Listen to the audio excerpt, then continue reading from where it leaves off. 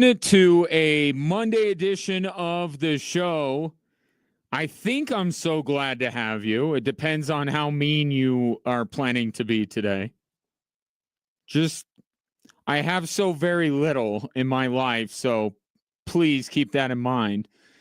But I do appreciate you listening, whether it's on your radio, online at extrasports1300.com, or through the Extra Sports 1300 app, which is free to download and free to use. Sponsored by Diversus Health, Mental Health, and Well-Being for All. A veritable cornucopia of sports topics coming your way over the course of the next 3 hours, thankfully. And I would love your take. I really would. 719-247-1313. You could call or text it in, always available via social media at Gingerly Tweets on Twitter and at Kaufman Sports on the gram. Well, I'll say this. I hope your Chiefs' bloodlust was satisfied last night, because that's about all you got out of one of the worst Super Bowls we have ever seen. Which, now that I say that, it shouldn't be, because I was told that everybody was tired of the Kansas City Chiefs. Fatigue, apathy towards the Chiefs. So the fact that people would delight in their demise last night would tell me that maybe there's not quite the Chiefs fatigue that people claim to be. Like, maybe they are still useful as the villain in this story. But this Super Bowl is going to be forgotten in every city outside of Philadelphia tomorrow. No indelible moments, no historical context is needed here. It's going to go down as a blip in the Super Bowl's history.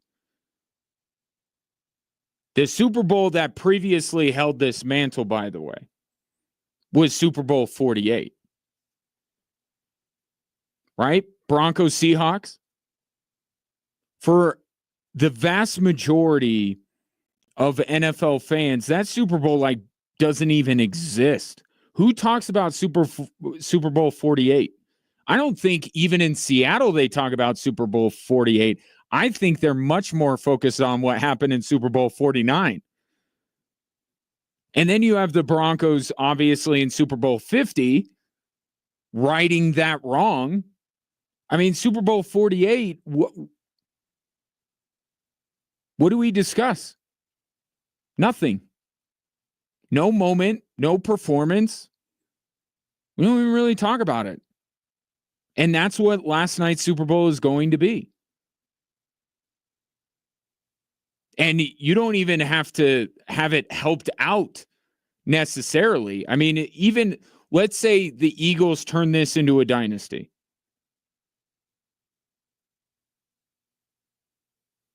We'll care much more about their next Super Bowl or the one after that than this one. And this isn't, I don't know how many other places you've heard this today. This is not the end of the Chiefs. It's not. So what ultimately is this Super Bowl going to mean? What significance will this Super Bowl have? And it's not just the game itself. Making another comparison to Super Bowl 48. Do you remember who performed at halftime in that Super Bowl? I had to look it up. Do you remember any commercials from Super Bowl 48? I don't. The entire production, game obviously the most notable thing, but there was maybe 2 solid commercials. And I think that in retrospect, the halftime show was probably not the right choice. And I like Kendrick Lamar. I would say I'm a fan of his. I enjoy his music. That halftime show did not move me. I don't think we're going to be talking 3, 5, 10 years down the road and saying, remember when Kendrick Lamar performed at halftime in the Super Bowl? We're not going to be doing that. The entire production from top to bottom was just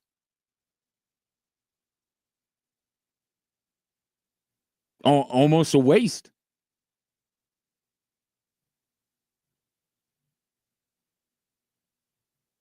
Just got nothing out of it. Nothing that we usually want to get out of a Super Bowl. Great theater, great moments, great commercials, great halftime show. No, none of that. Now, I do have to say,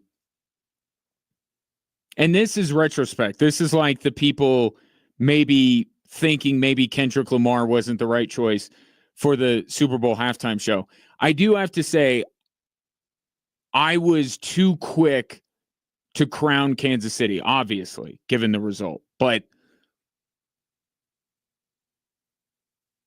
I think I had it in my mind. It was weird because I felt more confident in the Chiefs going into the Super Bowl than I felt about them going into the AFC Championship.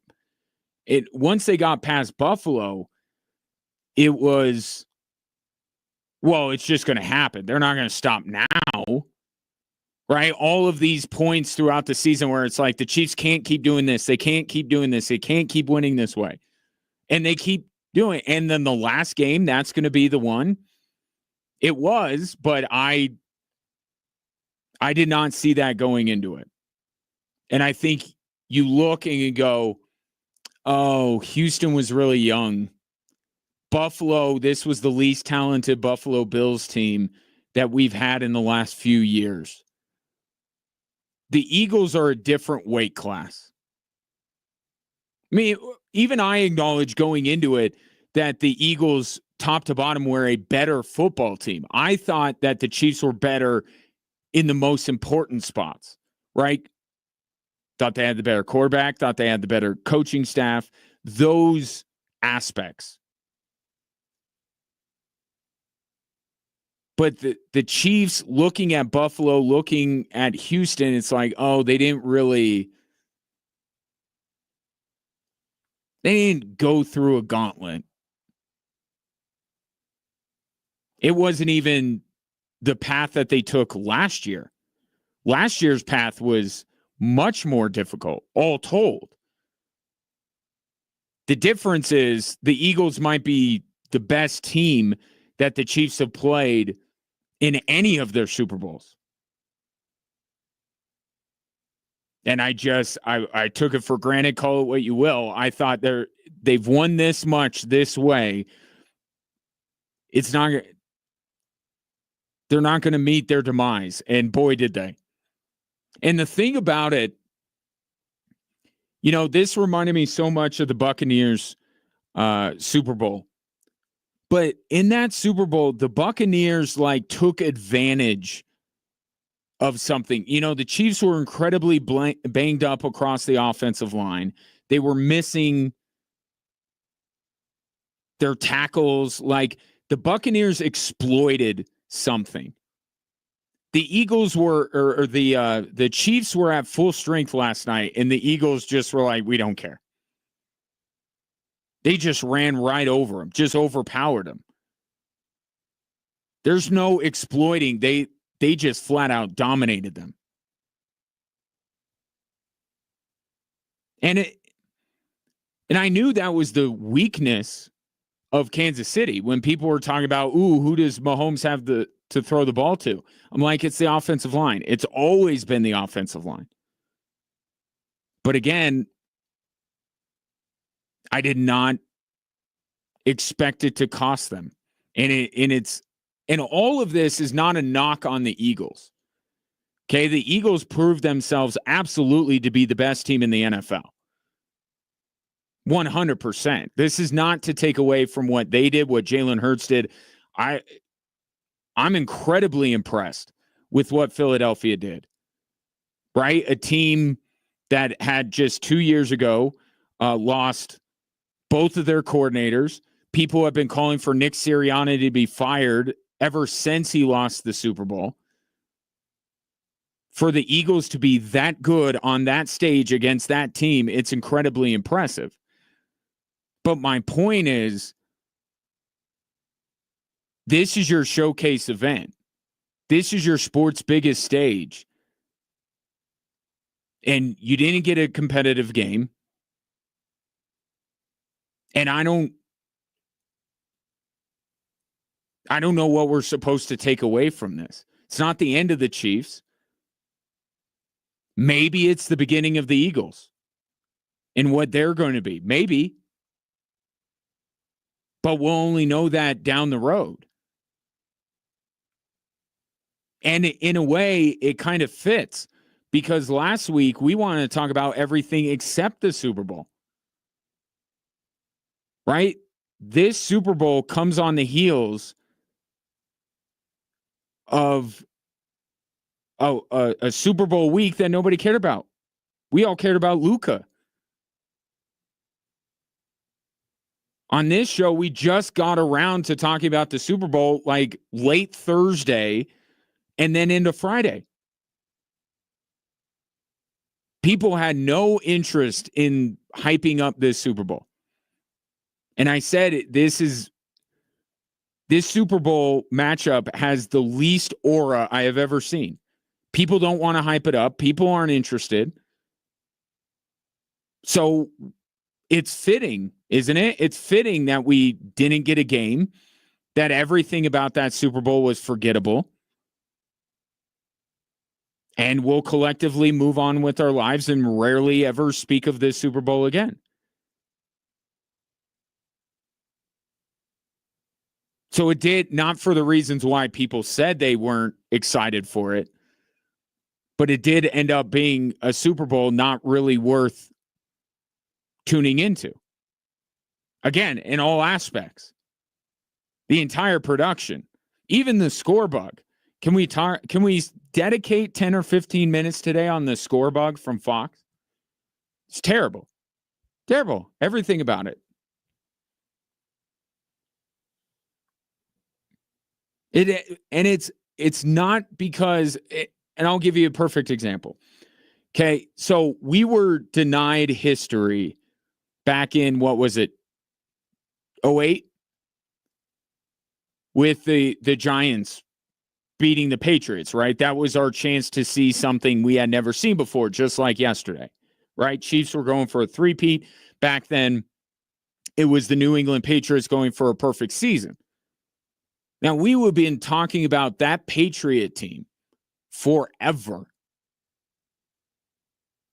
if they would have won that game and completed the first 19-0 perfect season in the history of the NFL.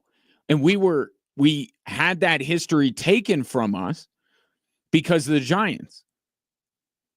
But at least that was a compelling game. And at least we could say that was arguably the biggest upset in the history of the Super Bowl. This wasn't the biggest. This was in Vegas, it was a toss-up. Many people believe that last night wasn't even an upset. So at least when we were denied, I think in many ways it's a different accomplishment, but I mean, to go 19-0, three-peating, whatever, it's still something we've never seen before.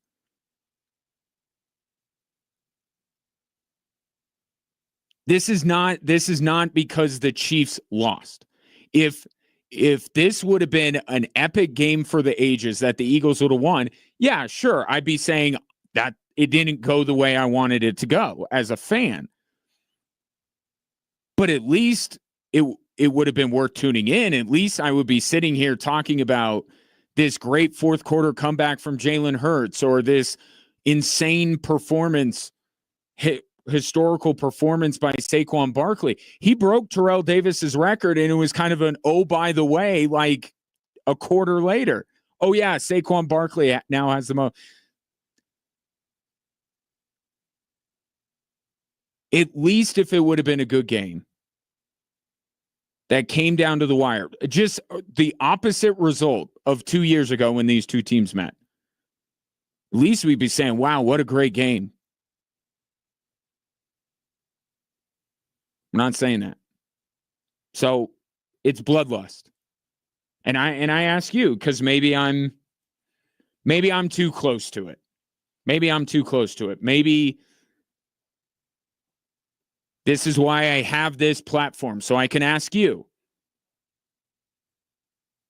Was this closer to one of the worst Super Bowls you've ever seen or one of the best? Because outside of Chiefs bloodlust, I don't know what you got from last night that we normally get from Super Bowls.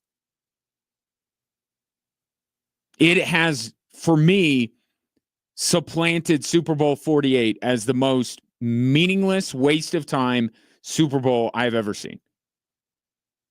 719-247-1313.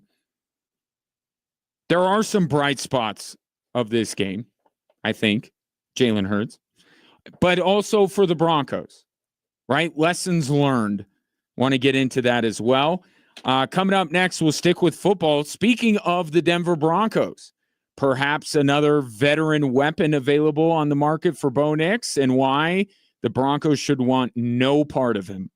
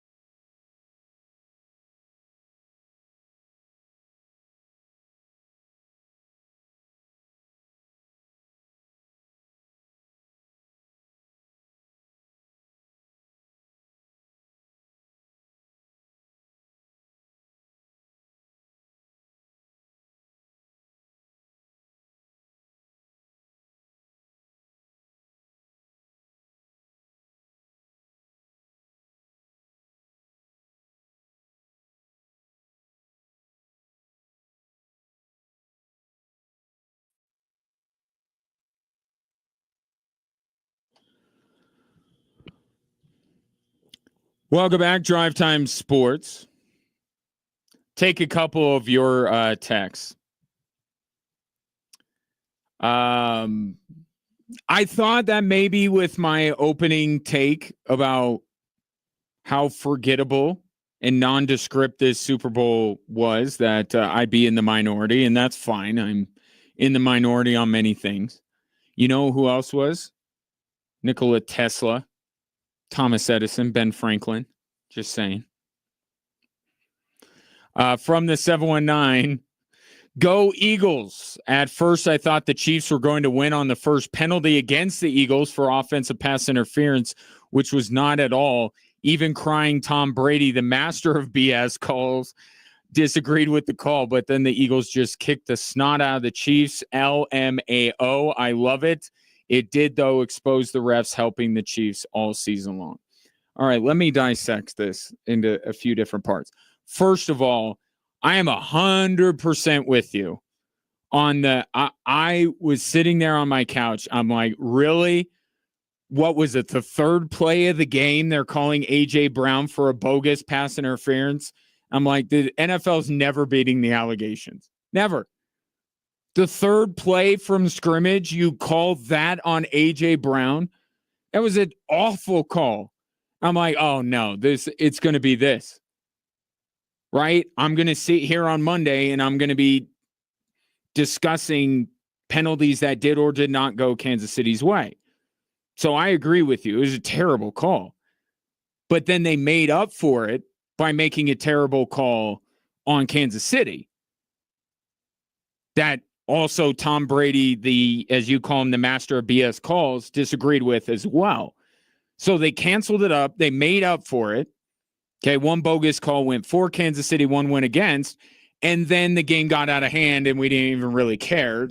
I could do the thing that everyone else does and go to a meaningless play in the third quarter and go holding, but I'm not that kind of a guy.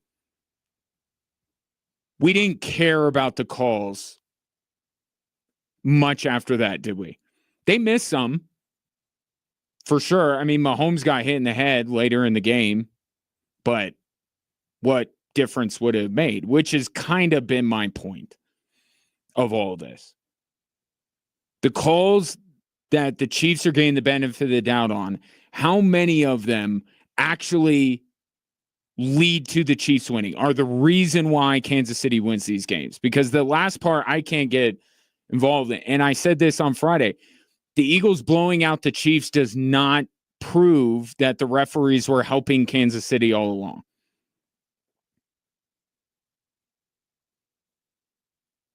It doesn't. What would have proved it is if, with all the scrutiny on the officiating that's gone on for the past couple of weeks, that if the referees would have still made a call that ultimately decided the game that benefited Kansas City, then you could say, see, they've been doing it all season. Eagles blowing them out doesn't expose anything except the Kansas City Chiefs and their offensive line. That's what got exposed. No mass conspiracy with the referees exposed. Tucker won't kick anyone when they're down. The Chiefs just weren't that good this year, and they got exposed by a better team. No shame in that. I've seen all the Super Bowls. It wasn't a great game. That's from Tucker. Yeah, I mean, I think, and look, I admitted in the first segment, like I kind of, perhaps I didn't really dig into this matchup the way I normally would. There was just this feeling of the Chiefs have won this way so often, so many times in a row, and they did it again with Buffalo. No way it's going to happen to them in the Super Bowl. And it did. So I messed that up. I got that wrong. But I'm saying in retrospect, Eagles are on a different level than Buffalo and Houston. And by extension, the Kansas City Chiefs. Tom says, oh, I won't forget this one, Kaufman. Just like the Josh Rosen draft, every time I come home from a bad day at work, I will watch the replay of the first half. Puts a smile on my face. Fair enough. But that's the question if you're just tuning in. Like, I legitimately want to know, because if the Eagles would have won just this classic Super Bowl that we could hold up against finishes in any one of these Super Bowls, then, yeah, I wouldn't have loved that the Eagles won as a fan, but I'd be sitting here saying, wow, what an amazing football game. And we would be ranking it in the list of best finishes and all this kind of stuff, and we don't have any of that. So it's really not, and I could keep saying this till I'm blue in the face and no one's going to believe me, which is fine. This does not have to do with the fact that Kansas City lost. This has everything more to do with how garbage the game was, how non-competitive it was, how even the little side things that we look for in a Super Bowl, the halftime show, the commercials, not good either. It just, and this is something that we spend all day getting ready for. We spend an entire week hyping it up. We're waiting 2 weeks for this. We plan a whole day around it. We sit down. We're more locked in. We get people that don't ever watch football to be watching and giving their opinions. Like, it's bigger than just a football game, and nothing that makes the Super Bowl what it is was any good. And that's why I say this one is going to be forgotten. I mean, Luka plays for the Lakers tonight, so probably tomorrow, most of the talk will be about Luka's Laker debut. 719-247-1313. Let me, because I don't want to take another break when I tease this. I knew when I saw Adam Schefter's report what was going to happen. I knew what was going to happen. When Adam Schefter reported that the 49ers are going to allow Deebo Samuel to seek a trade, that the Broncos would be many people's fit, and many Broncos fans would salivate over the idea of getting Deebo Samuel. In fact, looking at some odds makers, they have the Broncos as the second most likely destination for Deebo Samuel outside of New England. I am here to tell you, as a friend, Deebo Samuel is absolutely not what the Broncos should be looking for. First of all, you have your own Deebo Samuel. Let's call him for now a younger poor man's Deebo Samuel in Marvin Mims. I'm certainly not equating prime Deebo in what we're seeing from Marvin Mims, but the way the Broncos are using him is kind of similar to the way the 49ers use Deebo Samuel in some ways. And I'm usually someone that says, hey, if you got young player X that you project to be as good as veteran player Y, and you have a chance to get the veteran player, why don't you just do it? Then you can cut down on time, shorten the learning curve, and just get the dude that you think the younger player is going to turn into. However, Deebo Samuel is almost 30 and has a lot of tread on those tires. Okay, the Deebo Samuel that is now available to be traded for is not the Deebo Samuel of 2 years ago, 3 years ago.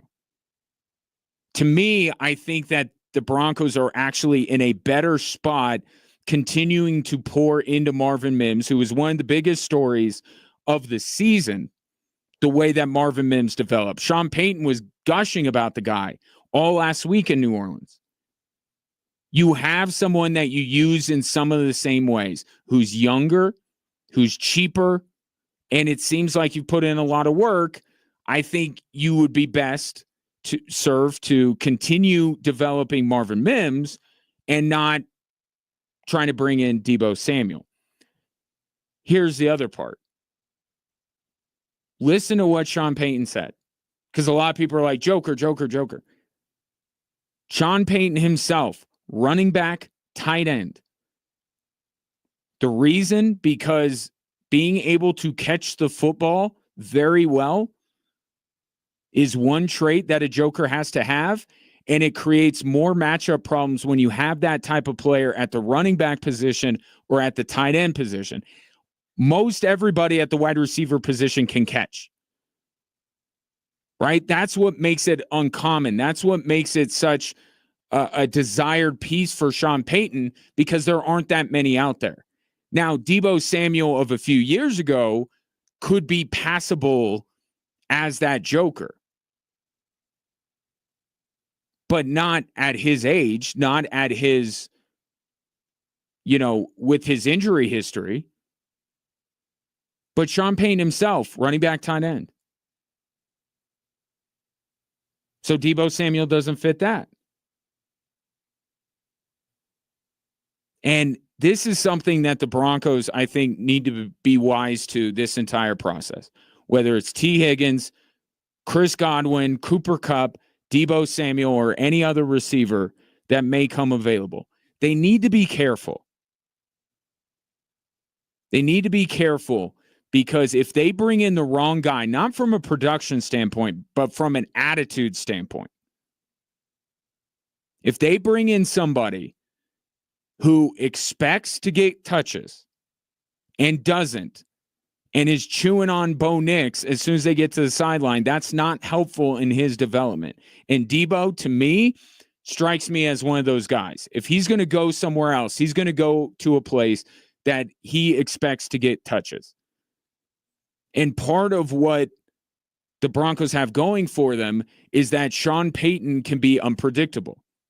He doesn't have to just get it. Remember, Cortland Sutton went like a month without getting the football. And the Broncos did just fine.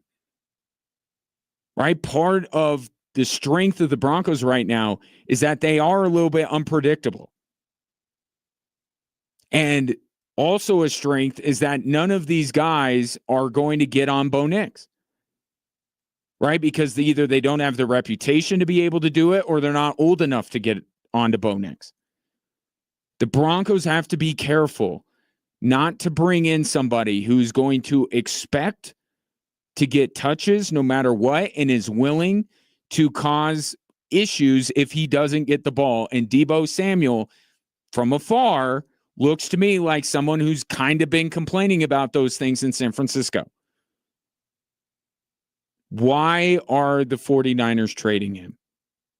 Didn't John Lynch just a year ago say that he had every intention of keeping Deebo Samuel and Brandon Ayuk together? Why all of a sudden now are they bailing on him? Production, injury history, age. They don't have somebody to replace him. So the eagerness almost of the 49ers to move on from Deebo Samuel is a huge red flag to me. He is not what the Broncos should be looking for. And he's not what the Broncos are looking for, because Sean Payton said that a joker is a tight end or running back. And I think they'd be better served looking in the direction of a Cooper Kupp or a Chris Godwin when it comes to a sure-handed, traditional wide receiver, which they do need. Deebo Samuel isn't it. Not a fit. I saw the interview with him on his podcast saying the Broncos have a chance to be something special in 2025. That's great. He can see it up close and personal twice a year as a member of the Raiders. Broncos should want no part of this. 719-247-1313. More Drive Time Sports after this.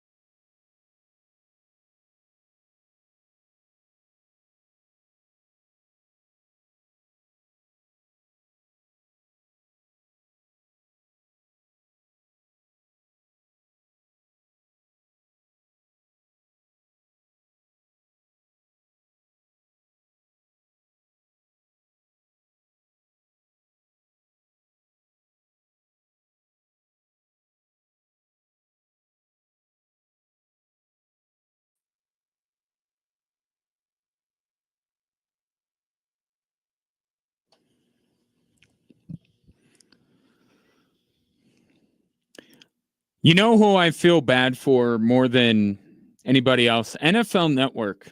And I'll tell you why. Because right now I'm looking during the break, I'm looking on my TV's guide here. And they have a program running right now called Super Bowl Classics. And I would imagine that no matter how last night went down, it was scheduled for them to air last night's game in this time slot on a show called Super Bowl Classics, when in fact, there is nothing classic about last night's game. Unless you are an Eagles fan, obviously, or if your only desire for last night's game was to see the Chiefs get bludgeoned, it just didn't have anything. Right? That was it. That was the list. So I feel bad for NFL Network that now they're going to air this Super Bowl over and over again and try to pass it off as a classic when it was anything but. And that's the question today. I contend that this now supplants Super Bowl 48, which we know are intimately familiar with around these parts. It supplants that Super Bowl as the worst Super Bowl I've ever seen. Top to bottom, front to back, halftime show, commercials, game itself, presentation, everything. But some people may disagree and think it's the greatest Super Bowl ever. And that's what I'm trying to figure out. 719-247-1313. From the 719, hey, Kaufman, Kermit just showed that you can't leapfrog an eagle. LOL. Cannot. You can also not leapfrog Jalen Carter. I found that out. He just hits you. You can't really do much about that. Brett, lamenting Patrick Mahomes was really good back in the day. You know, he was. And I want to talk about what Vic Fangio did to Patrick Mahomes because it should look familiar to you. Talk about that in a little bit. But you look at both of these Super Bowls, and Patrick Mahomes, for all his greatness, has been completely powerless behind the Chiefs' offensive line. And this offensive line last night was better than the one that Tampa went against. But that's how good the defensive front is of the Philadelphia Eagles. You can also interact. Oh, Josiah wants to make sure I read this, so he sent it in on Instagram and on the text line. Thank you, Josiah, for making extra sure I got to this. It's like Kendrick said, somebody's got to do it. Yep. Wasn't the Eagles 2 years ago that somebody, but this year it was. Somebody had to keep the Chiefs from winning every Super Bowl from now until the end of time. And the Eagles did it. And again, I was impressed with the Eagles. How could you not be? But I want a little bit more. It is the crown jewel of that sport. I would like to be a little bit more entertained because all this stuff would be bombarding me anyway. Right? I got it when they lost to the Bengals in the AFC Championship. I got it when they lost to the Buccaneers in the Super Bowl. Like, all of this reaction was going to come in anyway, and I expected it, and I'm okay with it. What I'm not okay with was that I just wasted my entire day and night yesterday for something that I'm going to move on and forget in 2 days because I'm really interested to see how Luka plays with the Los Angeles Lakers tonight. Glad it's actually a great transition because in this sports show, it's kind of hard to fit in the talk about the other Super Bowl stuff. But since Josiah decided to reference Kendrick, Can I talk about this for just a minute? Can we at least get on board with this? I'm getting the sense that I'm in the minority as far as believing that Super Bowl was one of the worst Super Bowls ever. It's like me, definitely, and Tucker, kind of. I think they have some buyer's remorse on Kendrick Lamar at halftime. I don't think he is mass appeal, mainstream enough to carry a Super Bowl halftime show by himself. And I just I sat and I enjoy his music. Like, I like every song that he performed. And SZA came out, but I don't know that she's big enough. I mean, what's the recent benchmark? Rihanna. Rihanna's a bigger star than Kendrick Lamar, and she's a much bigger star than SZA. I think is more mainstream. I'm not saying it wasn't a good performance. I appreciate the creativity in incorporating Samuel L. Jackson, and I had to do a double take and say, oh, that was Serena Williams. So they tried. It's not for a lack of effort.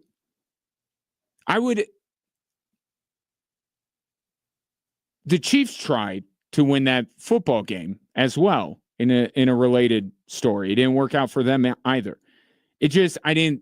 I was waiting until he did the song. He did the song. And then I was like, okay. So he did it. I don't even know what happens now. What happens now? Does Drake get a bunch of money?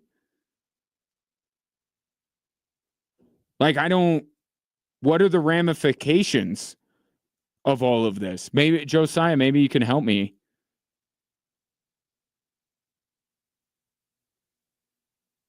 I don't know. I don't know where to go from here.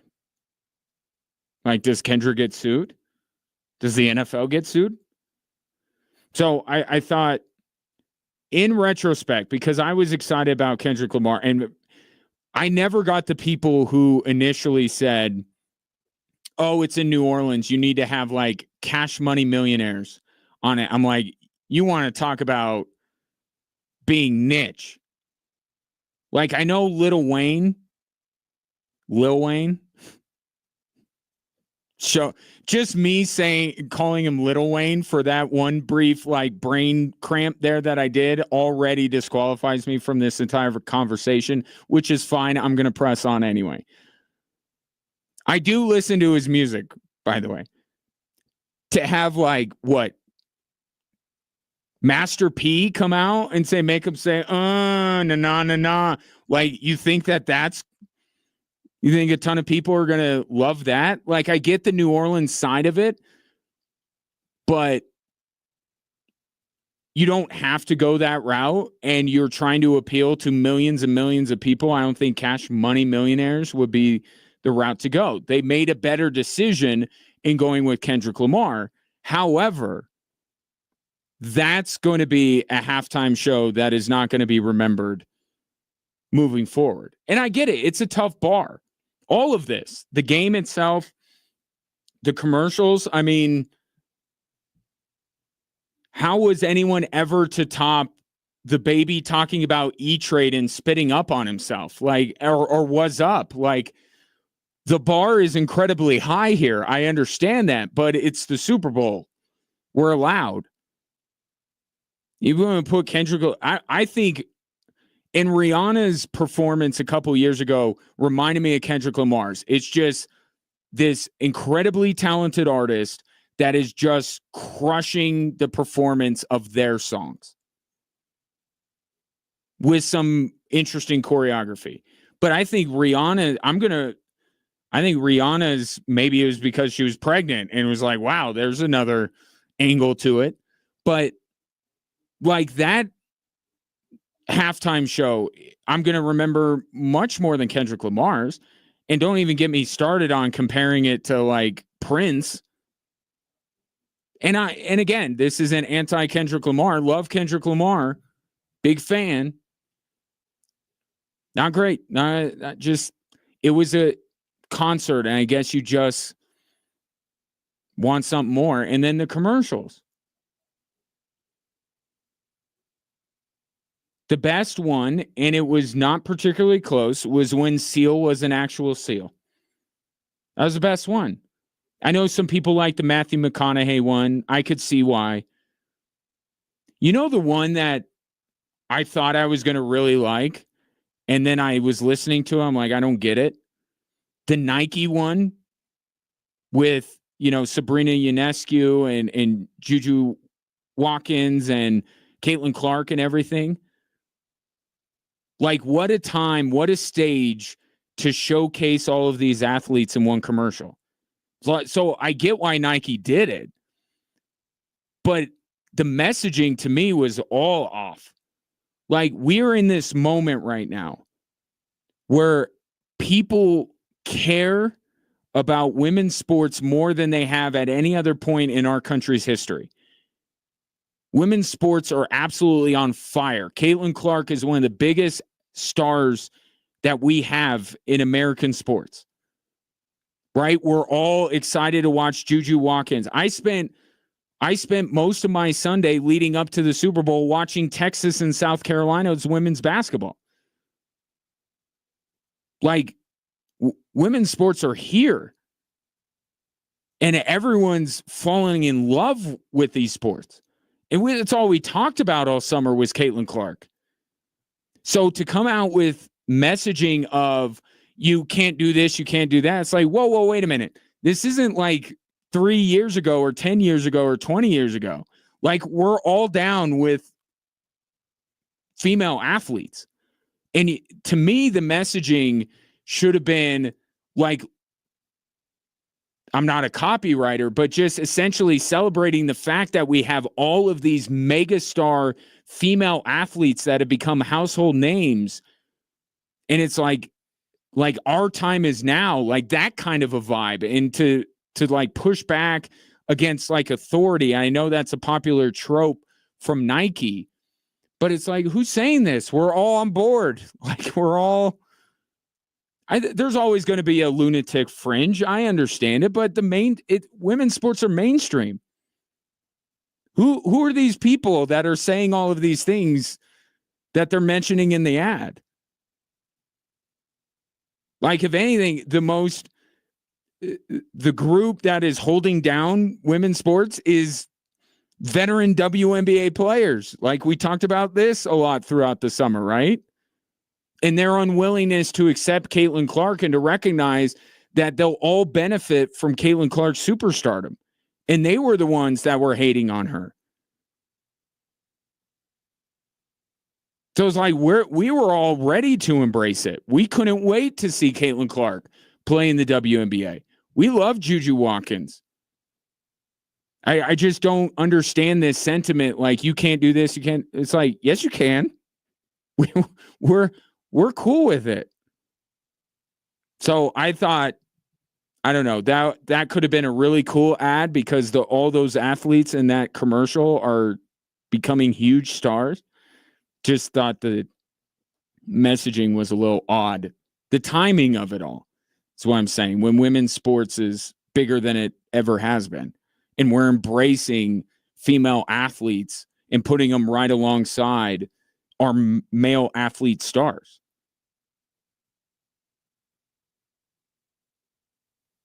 So, and that's what I'm saying. It's not just the game; it's everything else. I'm just like, I don't know that I'm going to carry anything with me for years to come. Take your thoughts. 719-247-1313. Coming up next, Vic Fangio and the masterclass he put on against Patrick Mahomes and the Chiefs.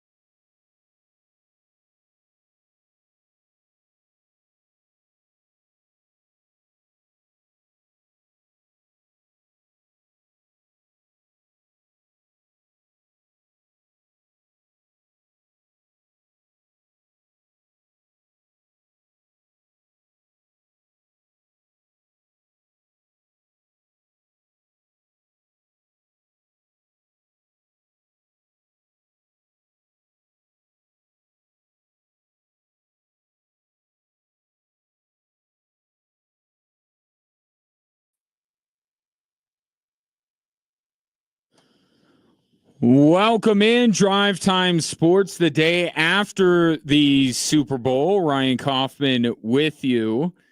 You can watch the show live on our social media platforms at XTRA Sports 1300, also on my social media platforms.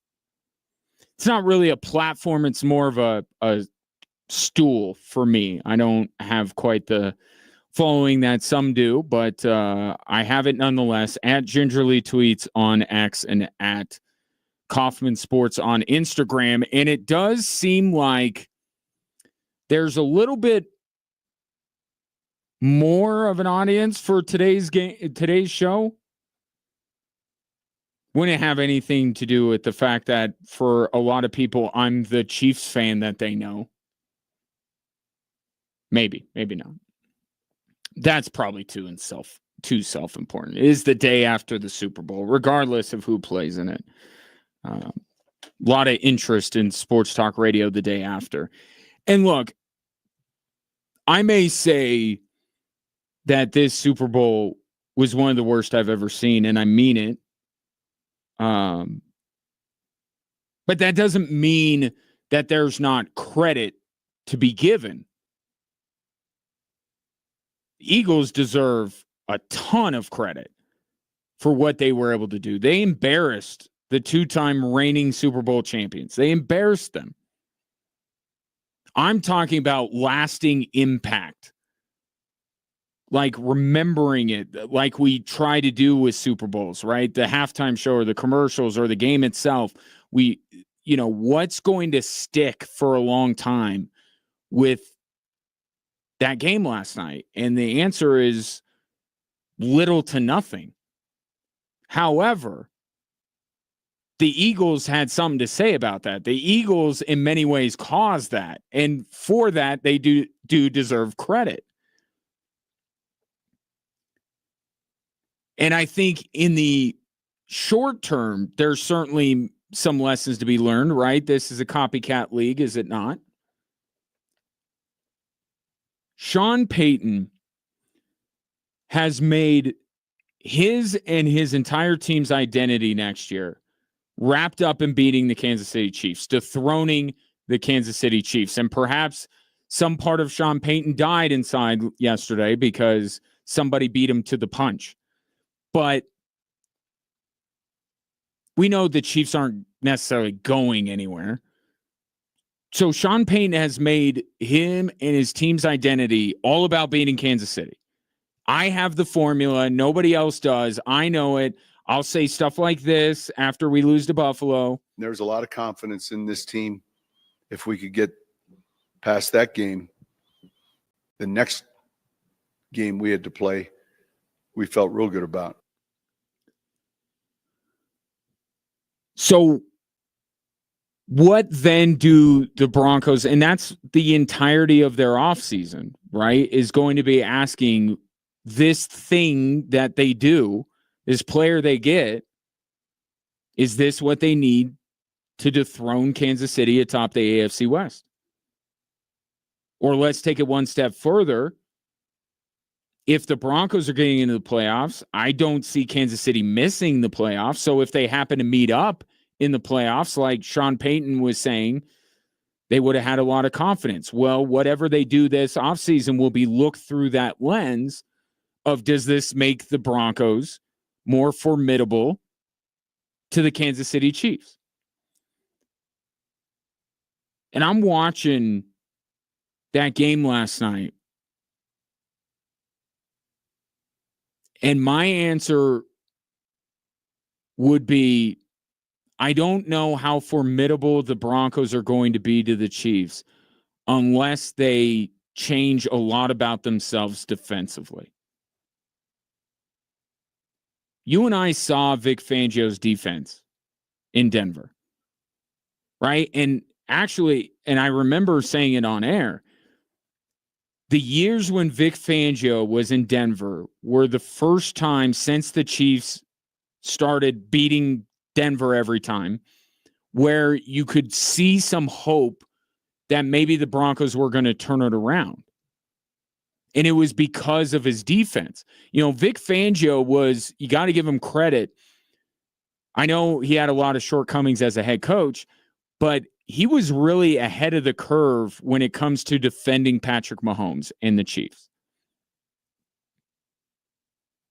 Right? Vic Fangio was one of the first guys to say, we're putting the shell on the defense. We're doing the 2 high safeties. We're playing zone. We're keeping everything in front of us. We're not going to take chances with Patrick Mahomes.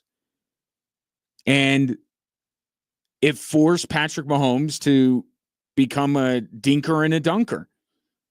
Vic Fangio was one of the first guys that forced Patrick Mahomes to do that. Now, pretty much everybody tries to do that. And he certainly did it last night, coordinating the Eagles' defense. Vic Fangio's defense is basically the polar opposite of Vance Joseph's. I mean, when you really look at it, it's almost the antithesis of what Vic Fangio did last night. Vance Joseph's defense is, we're bringing extra numbers. We're playing man coverage because we have the best corner in the league. And I'm not faulting Vance Joseph at all, because there's some to be said for playing to the strength of your personnel. We have the best cornerback in football. We have the best defensive player in football. We're going to play man. And I'm going to blitz the bejesus out of everybody. That's essentially what the Broncos' identity was defensively this year. That's worlds apart from what Vic Fangio's doing. You know how many blitzes Vic Fangio brought last night? 0. And yet Patrick Mahomes was under duress every time he dropped back. Eagles didn't have to bring extra numbers. So what happened? They don't have to bring extra numbers. They only needed to rush 4, so they could disguise coverages in the secondary. And on two of Mahomes' interceptions, the one to DeJean, but especially the one to Zach Bond, that was because they're sitting back in zone coverage and reading Mahomes. And Mahomes is trying to throw it through these tiny little windows to his receivers, and he just couldn't do it.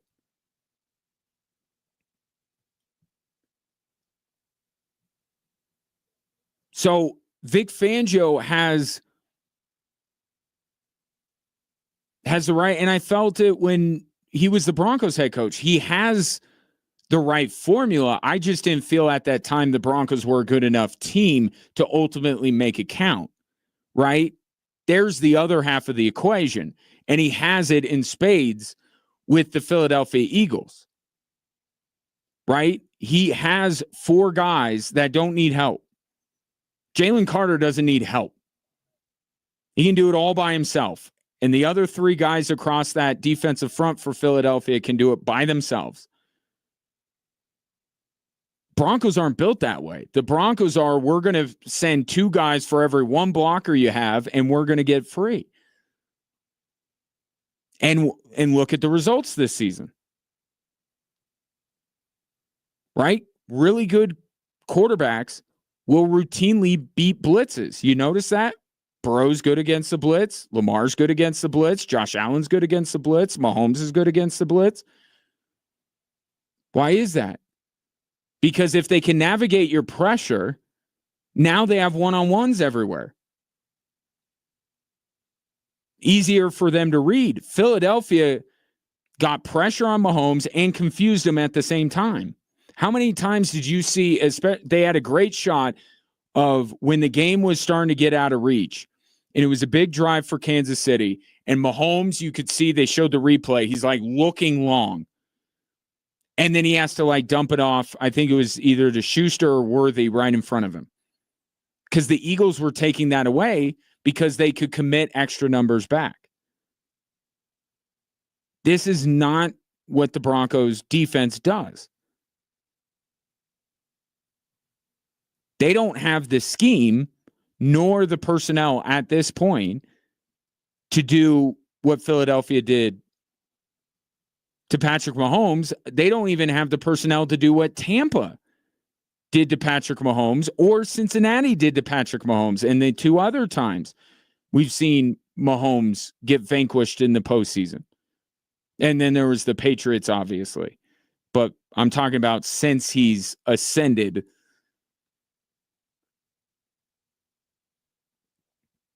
All the focus this offseason is going to be on what the Broncos can do to help Bo Nix. And I'm not saying they shouldn't do that. But if you're asking me where the Broncos have the longest way to go to really being a threat to Kansas City when it matters in the playoffs, in an AFC championship, I think they have the longest distance to go on defense. They might be a joker away on offense. I don't think they're one player away on defense. I think that the Broncos, as soon as next year, can have a really good offense. And I think that's what Sean Payton is speaking to, because he's naturally going to look at it from the offensive side. I think that the Broncos are closer to competing with the best teams in the league offensively than I think they are defensively. I mean, just look at the way the season ended, right? Sean Payton in the death stare he was giving Vance Joseph in that playoff game because the Broncos defense could not stop Buffalo, which culminated a long run of Broncos defense not being able to stop anybody. Cincinnati, they couldn't stop anybody. Baltimore, they couldn't stop anybody. Cleveland, they couldn't stop anybody. I mean, Mark one in the column for the defense wins championships, people. But when it comes to going against Kansas City, if there is a blueprint, it's based on the defensive side of the football. And it starts, it's an oversimplification, but it starts with you don't blitz Patrick Mahomes. Eagles did it 0 times. Cincinnati only unleashed a blitz at critical moments in their AFC championship a few years ago. Tampa didn't blitz in the Super Bowl. So, and then you build upon that and you say, okay, so how do you get it so you don't have to blitz? Because part of the reason why teams like the Broncos blitz is because they don't have those game-changing, game-wrecking players like, for instance, a Jalen Carter who can beat anybody lined up in front of him and can beat two guys lined up in front of him many times. Well, you got to get those dudes. That's first, and then you got to have the right scheme, and Vic Fangio has the right scheme. He had it in Denver. He just didn't have good enough players. And this, by the way, the Joker might actually be, of the two things that the Broncos are looking for this offseason, the Joker might be the easier thing to find. Think about the work that Howie Roseman and the commitment he has had to that side of the football. It's taken the Eagles years to build up a front like they have. And they still lucked into Zach Bond. And you just go throughout the defense. I mean, they bring in C.J. Gardner-Johnson and they draft Cooper DeJean and they draft Quinyon Mitchell. And they get Jalen Carter the year before and they got Nolan Smith. Like, the Eagles have been working on that side of the football for years to get it to where it's good enough. I mean, we just saw this matchup 2 years ago. The amount of work that Philadelphia has put in to make their defense as formidable as they are, it took time. They weren't one player away. I think that the Broncos are a little bit further away. I don't want to forget Kansas City, but add Kansas City to the mix. Think about all these other teams. right? Baltimore and Buffalo and these other teams that you expect the Broncos to have to go through to either get into the playoffs or to advance in the playoffs. Like, I don't think they're as close as many people would like to believe they are. And the part of their team that needs the most work is not the side that everybody is focused on. Everybody's focused on the offense because Bo Nix, you have this young quarterback, right? And we are so, invested in the development of a young quarterback, and we all have these opinions on what they need to be successful. I'm telling you, the Broncos, maybe as soon as next year, can have one of the better offenses in the AFC. I mean, they got to hit. They got to find some guys, sure. But I think it's much more feasible that they're where they need to be on the offensive side than the defensive side next year. And I think you saw that as the Broncos season was winding down, that they're a little bit further away defensively. And if the Eagles are the standard bearer, if the Eagles are the blueprint, that's not a blueprint you can follow and master in one offseason. 719-247-1313. Take your thoughts on the Super Bowl last night, the good, the bad, and the ugly. Great Super Bowl, terrible Super Bowl. Love to get your thoughts at 719-247-1313.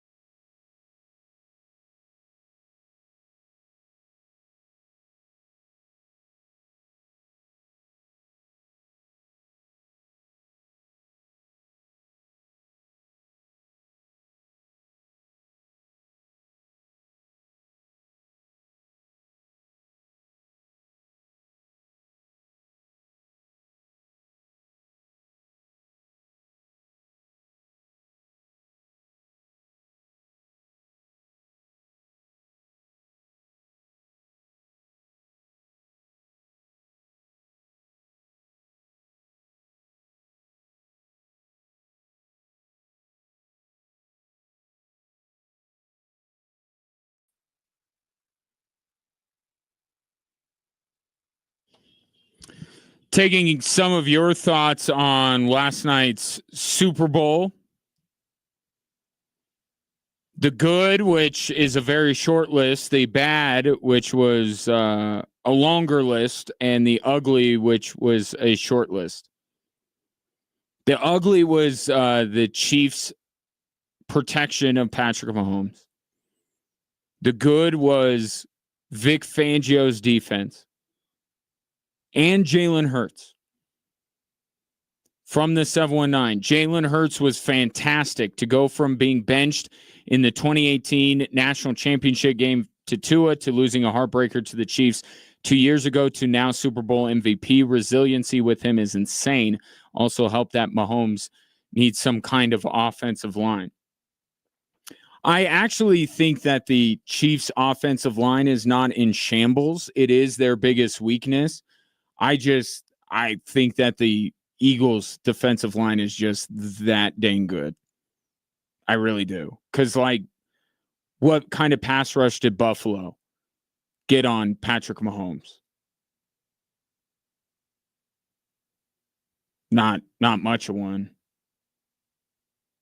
Houston, a little bit. Even going back like last year. Like it wasn't just because it was the Super Bowl. I haven't seen Mahomes pressured like that since Tampa in the Super Bowl.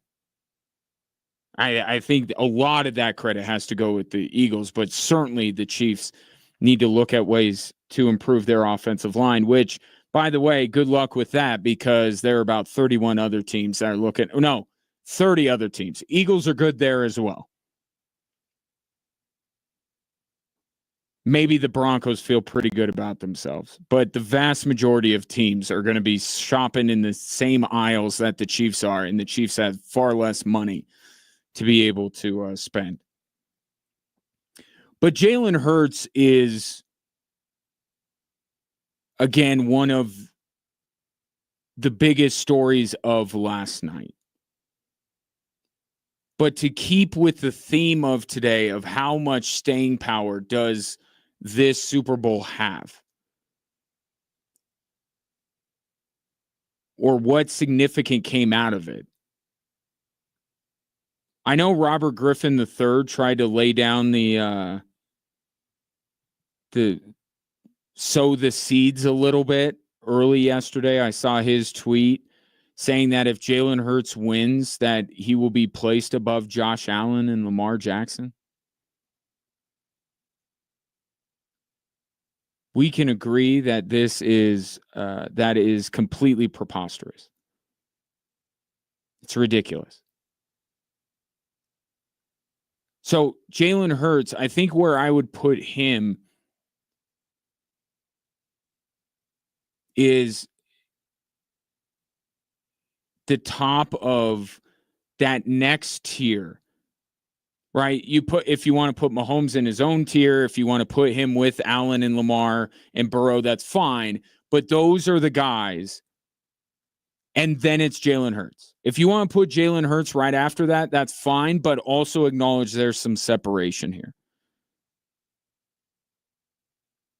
Jalen Hurts, just because he won yesterday, as much credit as he deserves, because the Chiefs absolutely stopped Saquon Barkley, which makes the result of last night all the more crazy, considering that the one thing that many people said the Chiefs had to do in order to win the game, they did. But Jalen Hurts is not. I mean, people tried to do this the last time when he just went to the Super Bowl, and he outplayed Mahomes in that Super Bowl. If you recall, his numbers were better. And then everyone tried to put him in the top 5, and then everyone was like, oh, we messed up. We got a little bit ahead of ourselves. So I'm curious to see how many people come back to that and say, yeah, 2 years ago, I thought Jalen Hurts was one of the 5 best quarterbacks in the league. And then shame on me for backing away from it after one bad year or one lesser year. But now I'm back on.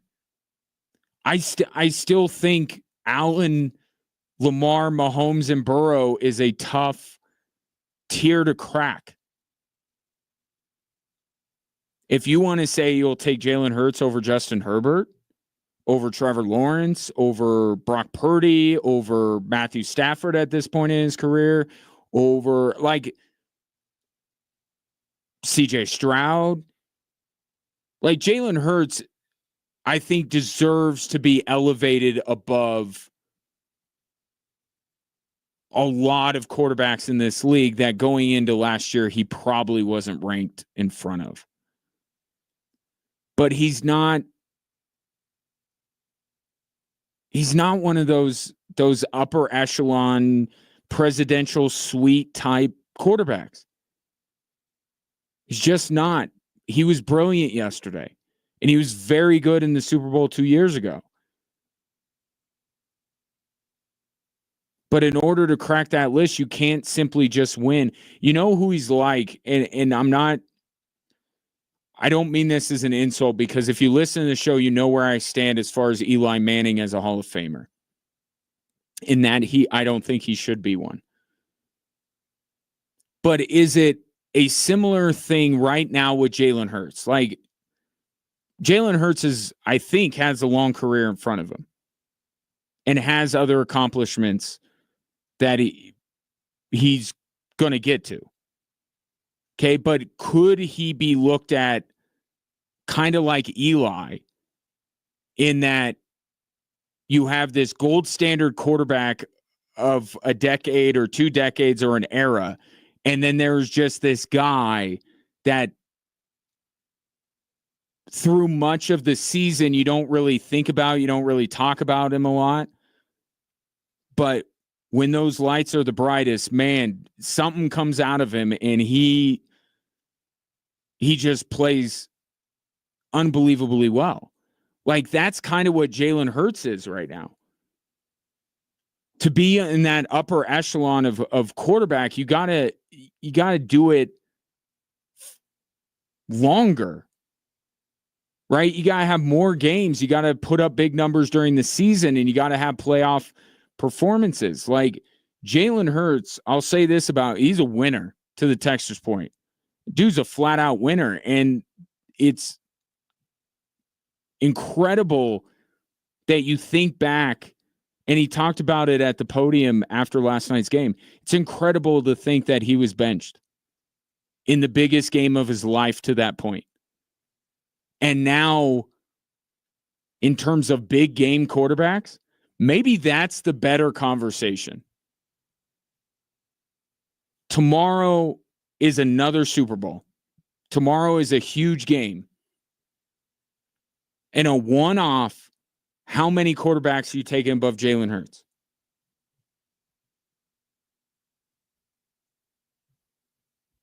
I still think you would take Mahomes. I think you'd take Josh Allen. I think if you're in a big game, that means Joe Burrow's defense is good enough. So I'd take Joe Burrow. But would you take Jalen? If you had to win a game, if you had to win the Super Bowl tomorrow, would you have Jalen Hurts or Lamar Jackson? Like, maybe that's the list that he has vaulted himself up. A big game quarterback.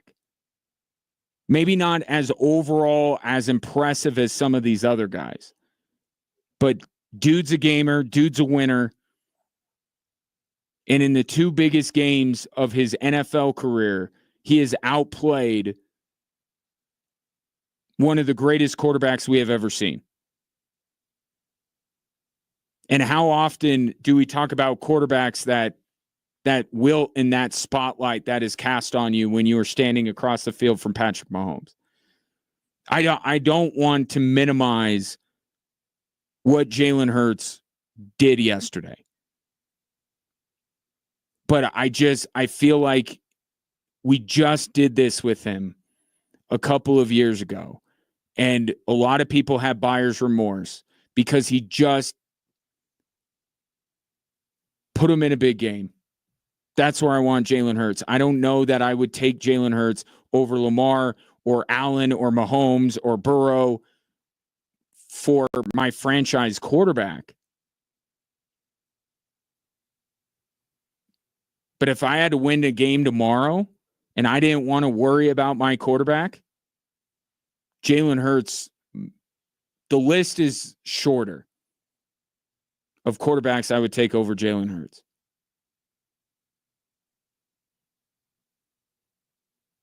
But we'll see what this turns into with the Eagles. Right? They are going to lose Kellen Moore. So do we see history repeat itself? They lose Steichen and all hell breaks loose in Philadelphia. They want everyone fired. They want Jalen Hurts benched, all this kind of stuff. Gotta love Philadelphia fans. Even though I'm on the opposite side of them in a lot of quarrels like Embiid, Jokic, Eagles, Chiefs, the way they operate is like how I picture a fan. And I mean that as a compliment. Not always super rational, but the standard is super high. Could we see a regression out of the Eagles and Jalen Hurts next year now that they have to, again, find a new offensive coordinator as Kellen Moore takes the job in New Orleans? 719-247-1313. Continue to take your thoughts on last night's Super Bowl. Mix in a little hoops as well, because there was a story over the weekend about the Los Angeles Lakers I'd like to get into. Do that at the top of the hour. But a second hour to finish up after this.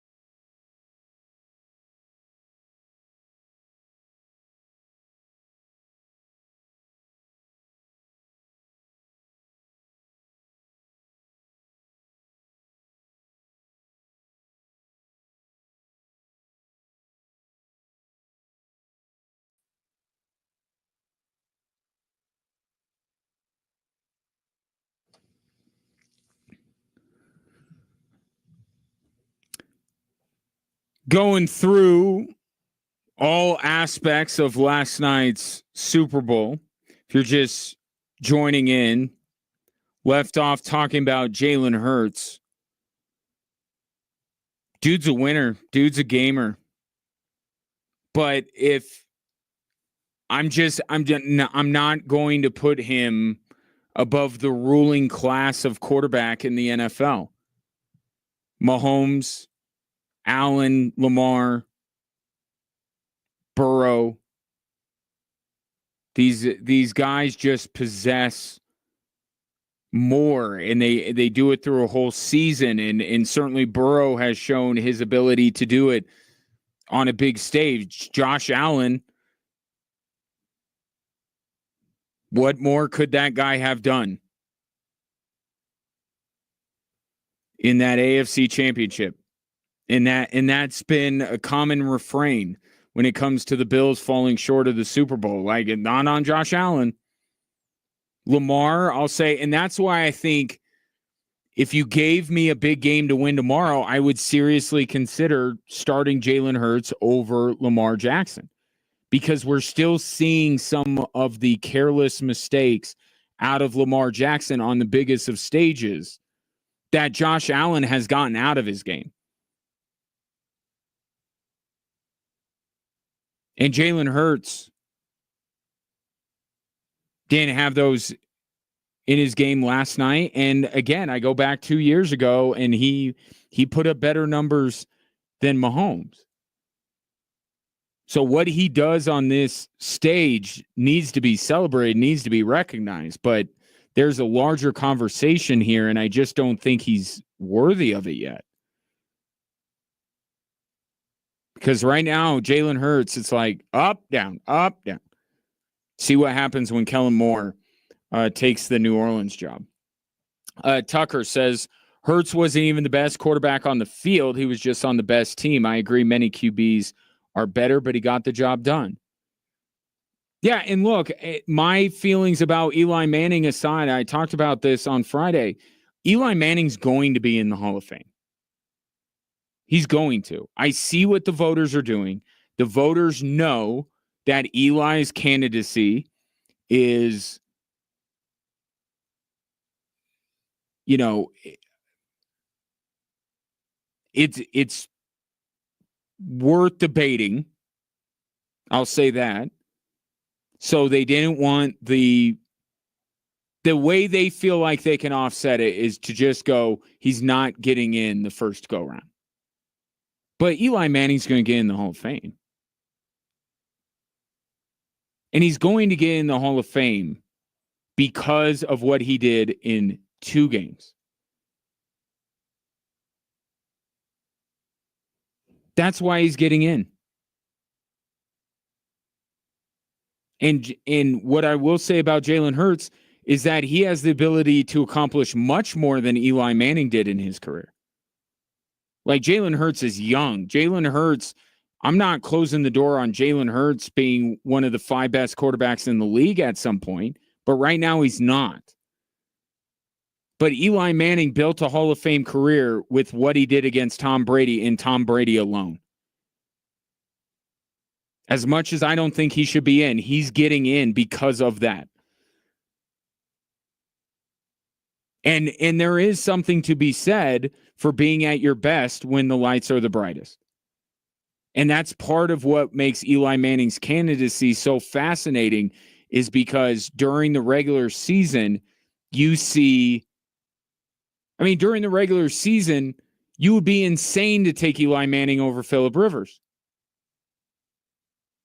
Just watch the games. Phillip Rivers is a more talented quarterback than Eli Manning. But what separates them is that Phillip Rivers didn't win anything, and Eli Manning went toe-to-toe with the GOAT and beat him twice. Jalen Hurts already hasn't beaten Mahomes twice, but he's beaten him once, and the other time he did outplay him. And are there, of the potential matchups next year in the Super Bowl,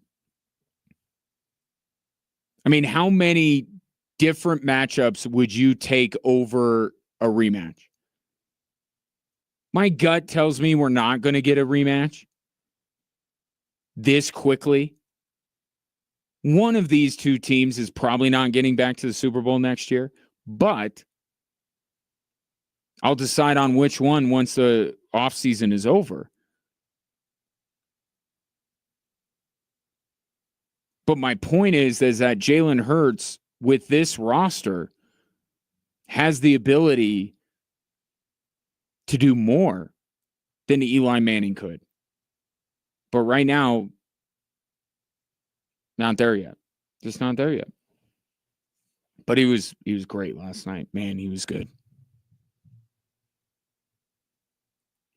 ESPN, by the way, put out their power rankings for next year. So I guess why not? Let's dive into it real quick here. So they have Kansas City at number 1, and they have Philadelphia at number 4. And I'm reading this. What is the reason why Philadelphia won't? Is it Kellen Moore? Do they have a lot of contracts that they got to take care of?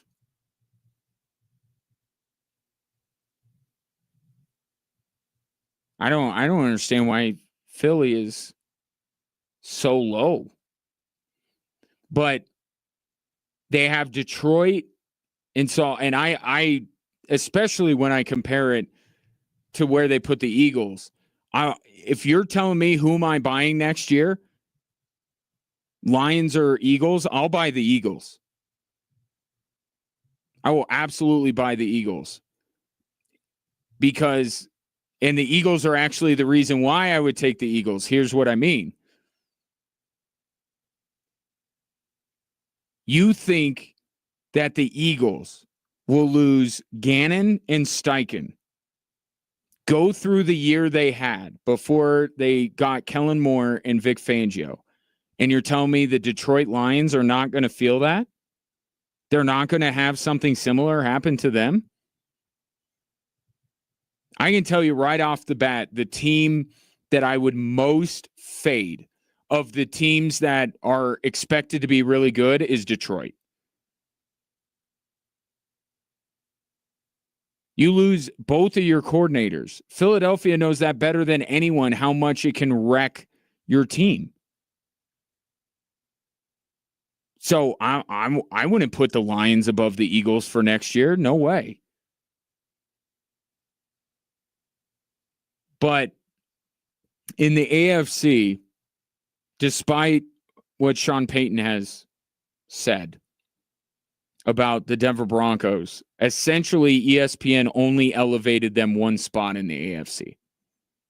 They put them over the Pittsburgh Steelers, which, yeah, let's see what they do at quarterback. But still not better than Baltimore, not better than Buffalo, not better than Kansas City, not better than LA, not better than Houston. That's what ESPN says. And obviously, they label them way too early power rankings because we don't know how the draft's going to go. We don't know how free agency is going to go.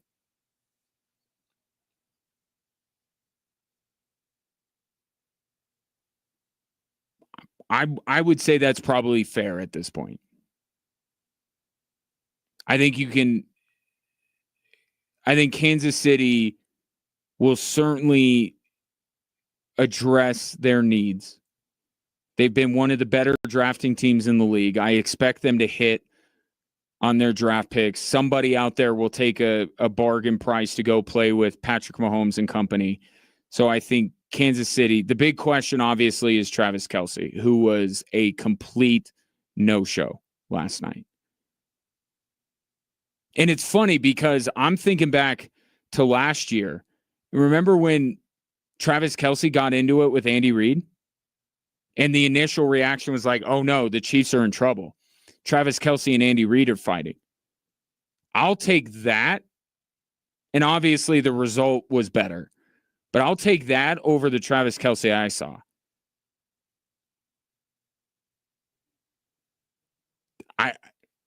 He looked done. He looked like a guy that was just kind of done with everything. And there were some reports going around social media that there is a belief that last night was Travis Kelce's last game.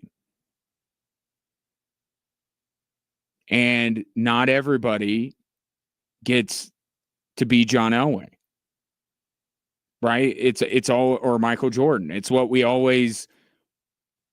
athletes would like to be. It's what we would love to see from athletes, but sometimes your career just ends and you don't get the storybook ending. I mean, if not for Von Miller,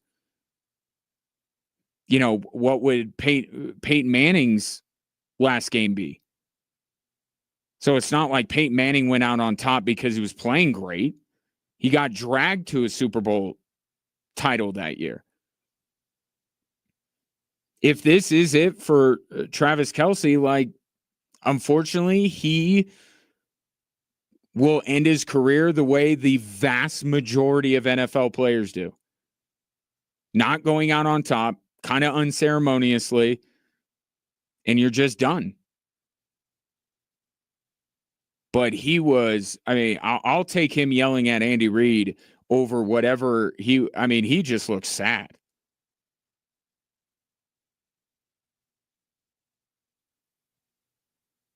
And he has those 2 drops early. I don't know. I don't know what's going through his head, but he just looked like mentally he got taken out of that game immediately.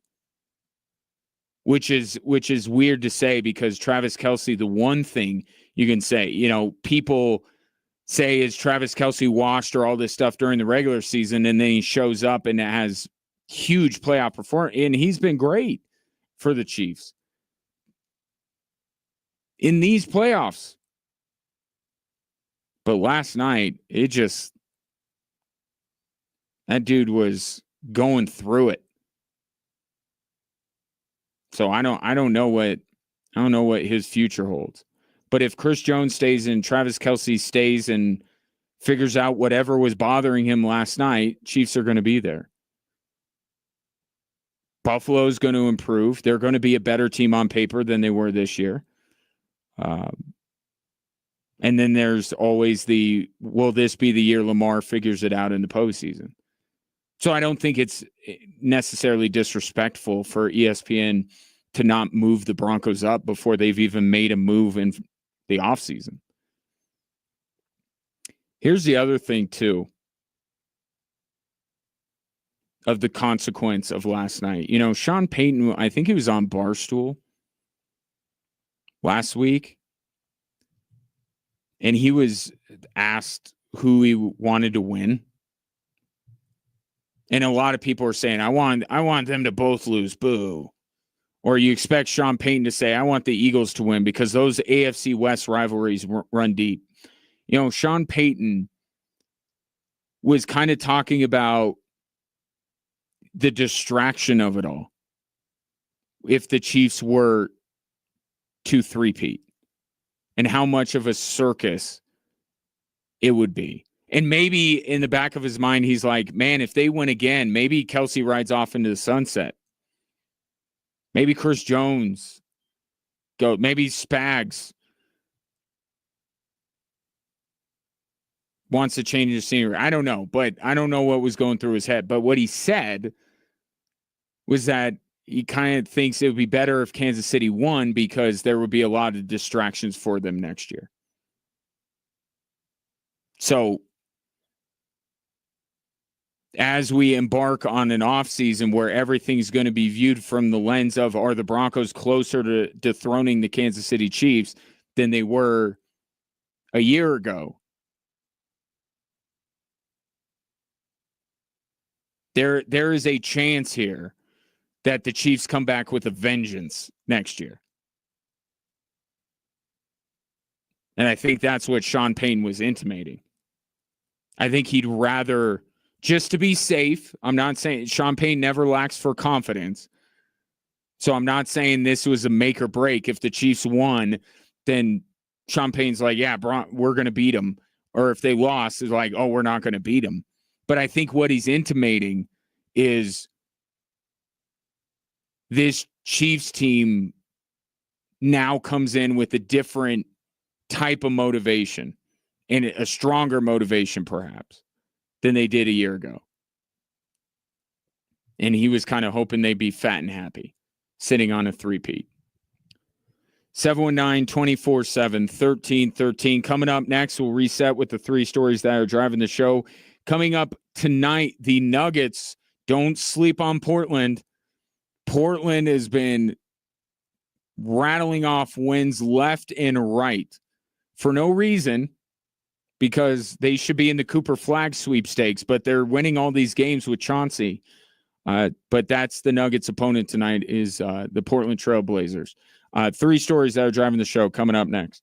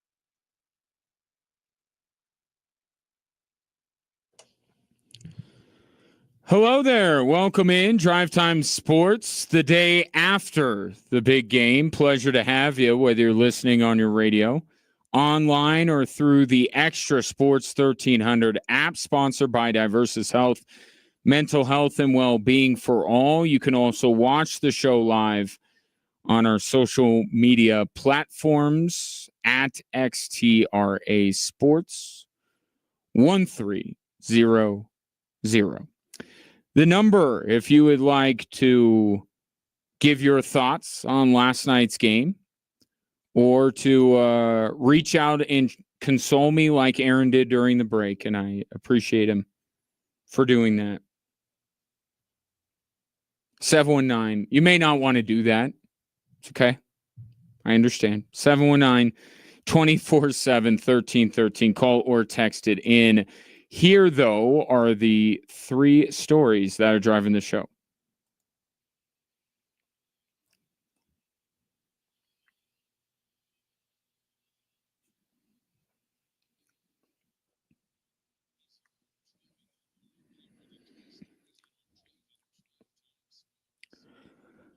All right, let's start with that biggest of games. That was kind of a dud, don't you think? And Hurts drops back 5, winds up, long arching pass, down the middle, it's caught over the shoulder in the end zone. Touchdown, Smith. And that may make it insurmountable. It did, Kevin Harlan on Westwood One, as heard right here on Extra Sports 1300. Chiefs, my thoughts and prayers are with those of you who had decided to buy in on Eagles minus 20 last night at some point during the game, because the Chiefs got some garbage time touchdowns to make it a little bit more cosmetically pleasing. But in the end, it was an absolute beatdown. And it was, to me, the worst Super Bowl I've ever seen. And the title holder until last night was Super Bowl 48. And I have many metrics that I use to say something like that. There was nothing historical about Super Bowl 48. And we didn't have history made last night either. There were no performances that I think are historically great. There were great performances last night, but nothing historical, and it wasn't a good game. So it didn't have this great finish, at least when the Giants ruined the Patriots' chances of capping off the first 19-0 season in NFL history. It was a great game. And it was probably the biggest upset. There aren't a lot of superlatives to be thrown around with this performance. And even you take in some of the other side parts to what we expect on a year-to-year basis with the Super Bowl. Commercials were lame, save for about 2. I don't think the halftime show is going to be, remembered till the end of time or even in the next couple of years. I just think the entire present, and I don't think Fox did a particularly good job. I don't want to nerd out over sports broadcasting stuff, but I mean, you watched it. Did you think Tom Brady was good? I didn't.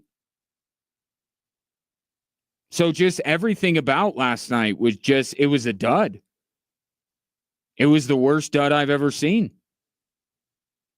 Give me one of these other aspects. Give me a good game. Give me something historic to talk about. Give me a commercial worth discussing for a segment. Give me a halftime show. Anything. It used to be Super Bowl 48. And now it's this one. And it is a little fitting, considering that the week leading up to it was about the worst Super Bowl week we've ever had. Nobody cared. Nobody wanted to talk about. Everyone wanted to talk about Luka. And then when it was on to football, it was like, I hate this matchup. I don't want to watch. It was the worst Super Bowl week, the worst week hyping up the matchup, and it became the worst game with the worst broadcast, with a forgettable halftime performance and no good commercials. The credit I will give to the Philadelphia Eagles is they made it that way. So, and I'm not trying to take away credit from the Eagles. Vic Fangio put on a masterclass. Jalen Hurts was terrific. But this is the crown jewel event of our country's most popular sport. Outside of the World Cup, it's like one of the most watched sporting events on the globe. Expect a little bit more. The bar's really high. Last night, it didn't even come close. Here's story number 2. Here's Debo in motion. Jet sweep handoff to Debo. A block and a dive for the goal line.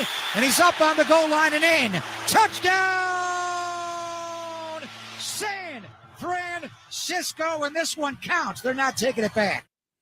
KNBR on the call. Why in the world would I be playing a Debo Samuel highlight? Because I want to caution Broncos country. I want to warn Broncos country. I know what you're thinking when you saw the report from Adam Schefter that the 49ers have allowed Debo Samuel to seek a trade. I know where your mind was going.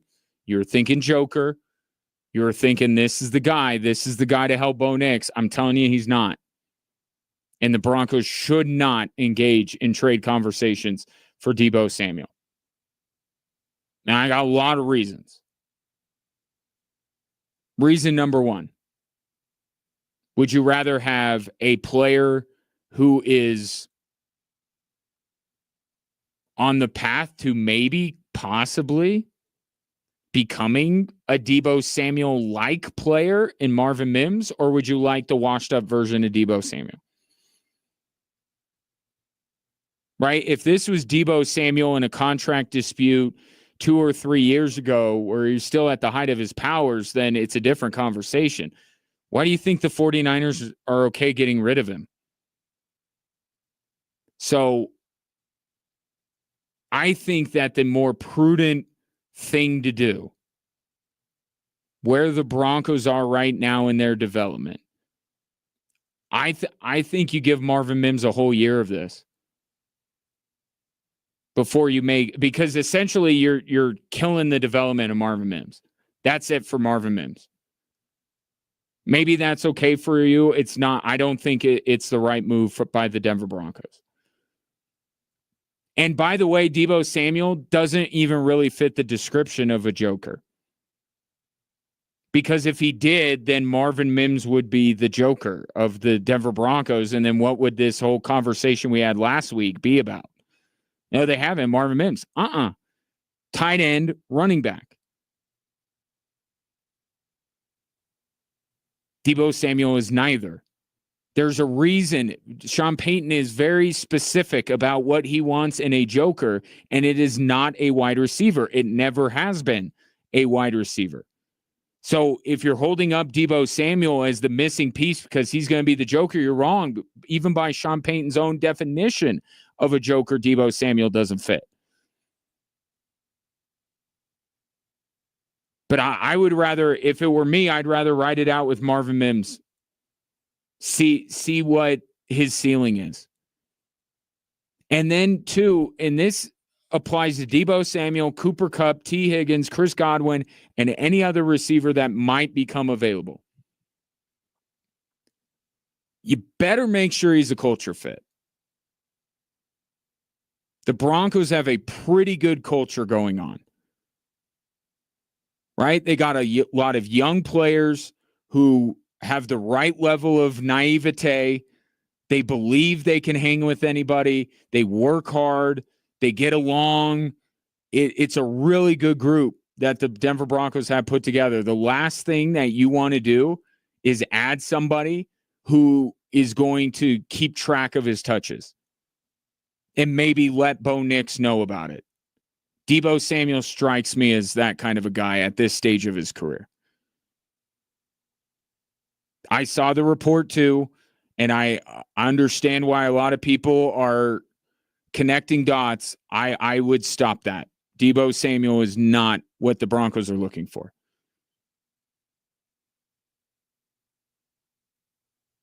There may be others. I threw out Evan Ingram. What's wrong with Evan Ingram? Evan Ingram's more of a joker than Deebo Samuel is. But yeah, no Deebo. Tonight, story number 3, Luka Doncic makes his Laker debut.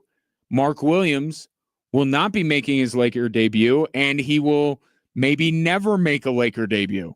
There's no Band-Aid for this. This is something that's going to hurt them this season, and they're going to have to figure out how to make do. But this Luka Doncic trade was a play for the future. They thought by getting Mark Williams, it was going to be something that uplifts the present, but now they're going to have to go back to the drawing board.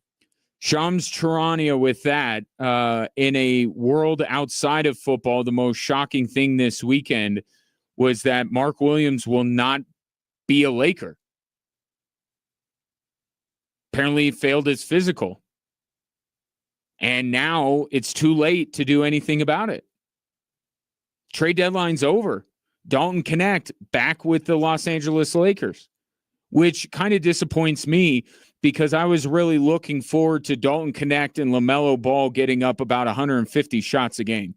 That would have been fun. But Dalton Knecht and the crew back in LA. The next item of business that the Lakers had to get done after acquiring Luka Doncic, they failed to do so. For a player, like, by the way, Mark Williams has played like 80-something games. He's played like one full season out of a potential like 4 seasons. Wasn't talked about a lot.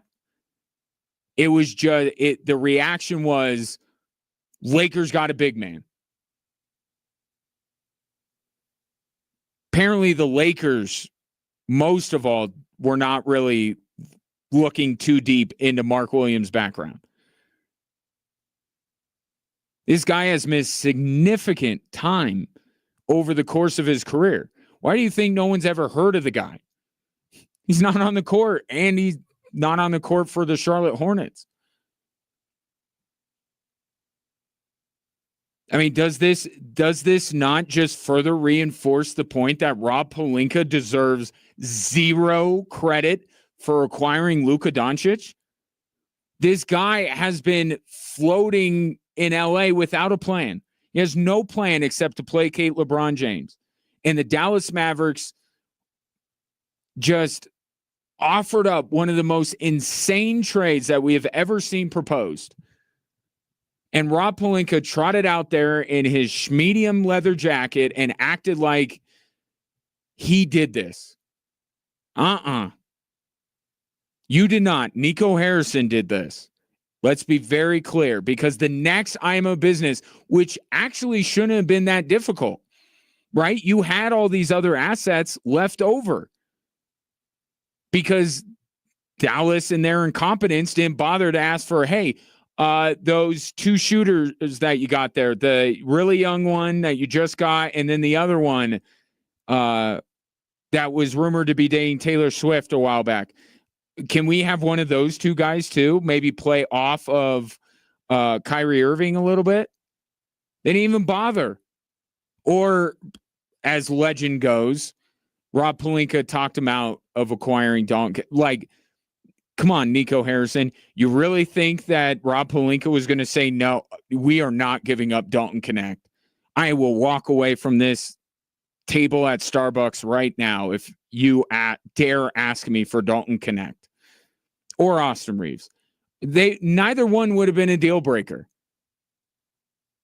So Nico Harrison doesn't get either of those 2 guys. So they have those guys that could be traded, and they trade him, and then they don't. A lot of teams would have taken Dalton Knecht, and you land on Mark Williams and then come back shocked that he didn't pass his physical. And you heard what Shams said, forget forget the Lakers come out of the West. No way. Like before, I didn't think they would just because of, the seismic shift of your franchise. Very difficult to come back from that in the same year. But like, now it's not even, my initial reaction was Nikola Jokic is going to destroy Mark Williams. My whole thing was Mark Williams for a play for the future is interesting, right? He's young. He fits Luka's timeline. I thought Nikola Jokic would destroy him. Now they don't even have him.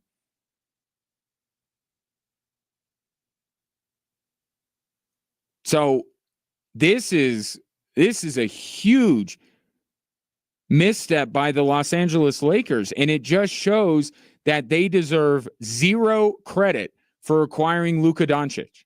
None. They lucked into him. They fell bleep backwards into Luka Doncic because the next thing that should have been the easiest thing in the world, there were a ton of veteran big men that were available.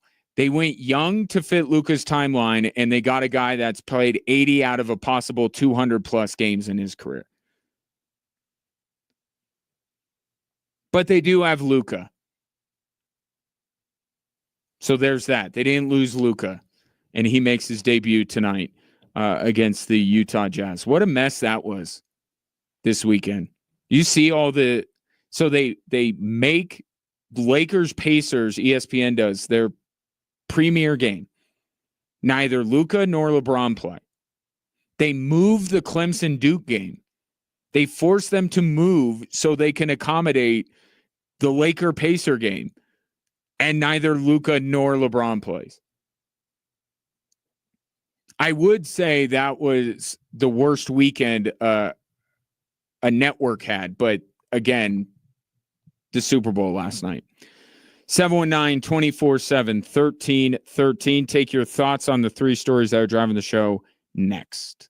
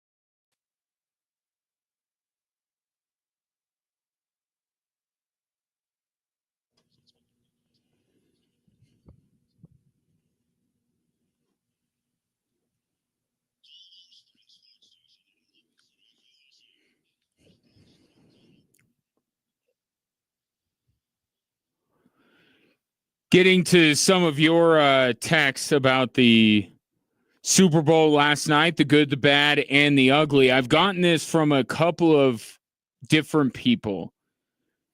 And I have to say that I missed this part, and now I'm kicking myself that I did because it might have been the only decent thing about last night. Two different people, one called in, one texted in, about they took some time to honor New Orleans. There was a honoring of New Orleans. I'm trying to find it on YouTube because I missed it because I was finishing up cooking all the Super Bowl snackies. Yes, I was cooking them. I didn't just buy snacks. I made them. And I don't know. Give my kids truth serum, and that might have been, my cooking might have been about as bad as the football game. I don't know. But I worked really hard on it. Apparently, they did a salute to New Orleans, and then they acknowledged, obviously, the natural disasters that have happened. Gosh, so many. You throw in the natural disasters, and then, of course, what happened in Washington, D.C. I guess they did a really cool thing to honor those victims and things like that. I completely missed it. But two separate people have reached out over the course of the program and said that was really good. So I'll have to go back and look at that because I missed it. So everything from then on, not great. More of your thoughts at 719-247-1313. This from the, let's see. Oh, there it is. From the 719. Yes, it was all terrible. I only wanted to see the Chiefs get blown up, which you did. And I started the show today by saying, I hope that the Super Bowl satisfied your Chiefs bloodlust, because that was that. And obviously being a Philly fan, if you're a Philly fan, you win by 1, you win by 100, you won the Super Bowl. Right. But if you didn't have a vested interest in the Eagles winning, really the only satisfaction or entertainment you got last night was if you just really enjoy watching the Chiefs getting bludgeoned, which people exist. I understand that, but that's why I put that one caveat on it. So what about next year? We'll be doing that obviously throughout the week, but got into a little bit here. ESPN put out their way too early power rankings. And I think it was interesting that Kansas City was 1 and the Eagles were, I think, 4th. Usually it's pretty easy. Defending Super Bowl champion 1. But one team that I said I would not, I'm fading a little bit, would be Detroit. Because the Eagles just went through this a couple of years ago. You lose both of your coordinators, especially ones as well thought of as Aaron Glenn and Ben Johnson. Ben Johnson was the assistant coach of the year this year. And that has to have a negative impact on Detroit, if only just to not make them the favorite. Right? I'm not saying it's going to bury Detroit, but look, they're in a really difficult division. And we just saw recently, and I could even go back a few years before that. Remember what the good thing that the Patriots had going with Mac Jones, and then Josh McDaniels left, and Bill Belichick appointed Matt Patricia to be his offensive coordinator. Like, this stuff matters. I'm not saying the Detroit Lions are going to fall off a cliff. I'm just saying it's going to have a negative impact. And that's why I wouldn't put Detroit number 1. I put Philly as the team to beat in the NFC going into next year. Tucker says, correct me if I'm wrong, but I believe the Cowboys lost 2 coordinators and a head coach and won 3 Super Bowls in 4 years. I'm not sitting here with that off the top of my head, Tucker, so just know that. But no, that was not the case. When they went from Landry to Jimmy Johnson it took Jimmy Johnson 4 years to win a Super Bowl. When they went from Jimmy Johnson to Barry Switzer, it took them 2 years to win a Super Bowl. So even for a team like, and the Eagles dealt pretty well with it, all things being considered. They had one down year after they lost the Super Bowl, which a lot of teams have a down year after losing a Super Bowl. But they obviously, the coordinators were a big part of that. And then they end up getting Kellen Moore and Vic Fangio, and they not only go back to the Super Bowl, they win it.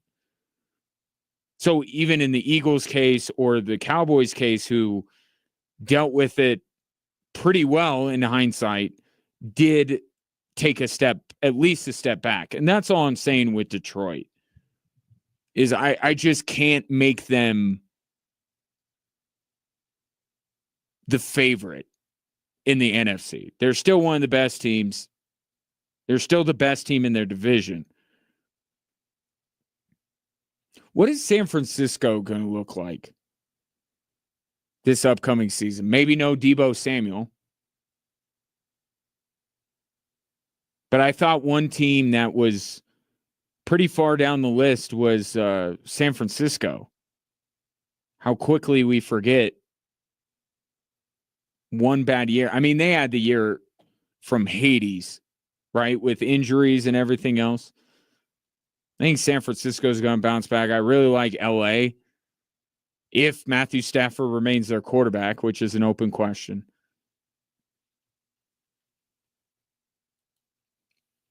NFC, there's some team, and don't forget Washington, right? Washington's ascension, and I know everyone likes to clown on the Dallas Cowboys. I don't know if there's any truth behind this shopping Micah Parsons stuff, but if they don't shop him and they keep him, like, Dallas is going to be better. I don't take him seriously for a Super Bowl contender, but they're going to be in the mix again. I'll say this, if you want to talk, I spent too much time today talking about Deebo Samuel. The guy that may or may not be available via trade that the Denver Broncos should be more interested in, it's Micah Parsons. Broncos are further away defensively than they are offensively, and Micah Parsons plays a position that was among the weakest for the Denver Broncos. Not pass rusher. They did well in pass rusher, but I'm just saying the position Micah Parsons plays. I mean, you want to talk about significant upgrade. The one thing I would say with him, though, is what's all this stuff going on with him in the podcast, and I would need to vet Micah Parsons. I don't know if Sean Payton's going to love Micah Parsons going on his podcast every week and airing the dirty laundry of the team. So that would be the one thing. As a player, if we're just looking at it from football, because I can poke holes in the Deebo Samuel thing from a football perspective. Micah Parsons, I can't poke any holes in it as a football. I mean, that would be amazing for the Denver Broncos to land Micah Parsons, but I do worry about the culture fit. How much is he contributing to the dumpster fire that is the Dallas Cowboys right now? I think a little bit. Tom says, I want to see Bills versus Lions next year. Just imagine Dan Campbell biting kneecaps off a giant Bills fans in luchador mask jumping off of their Winnebagos onto flaming tables in the parking lot. Got to see it.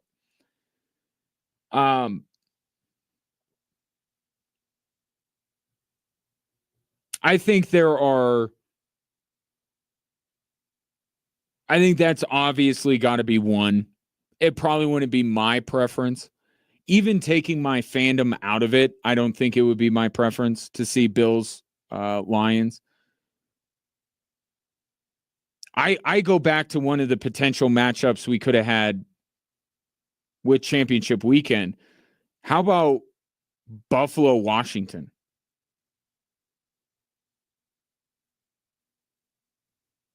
I think I'd like to see that. I'd like to see Jaden Daniels' star keep rising. I'm a sucker for that kind of storyline. Um,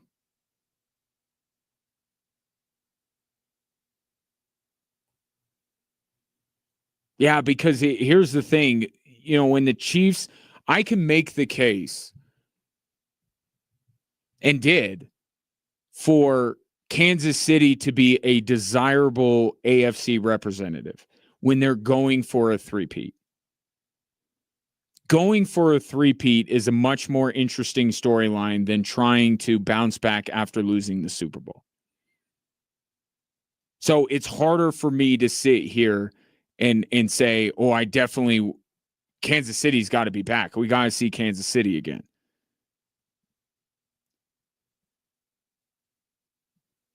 I think Buffalo would certainly be a sentimental choice for a lot of people, with the exception of, okay, if Lamar figures it out. I mean, you want to talk about bouncing back in a way. Lamar Jackson loses the MVP, and then the next season he comes back and goes to the Super Bowl. So I think if you polled most people, Buffalo would be the team that they would most want to see represent the AFC next year. I think Baltimore would be acceptable to a lot of people. Kansas City's not as compelling next year as they were this year.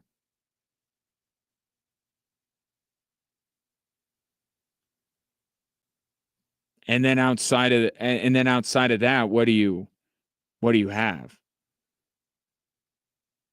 The NFC, Detroit, Washington, Philly going back.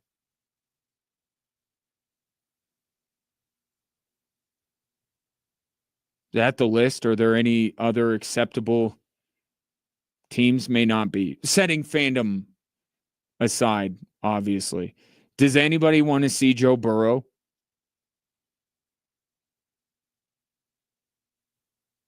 I don't know. I mean, I think they got a good chance, but I don't know that they're a sentimental choice. I don't think a lot of people are saying above seeing the Bills or above seeing Lamar Jackson get to a Super Bowl, they'd want Joe Burrow.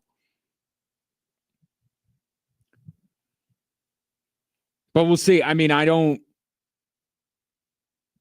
think that this is the end for the Kansas City Chiefs.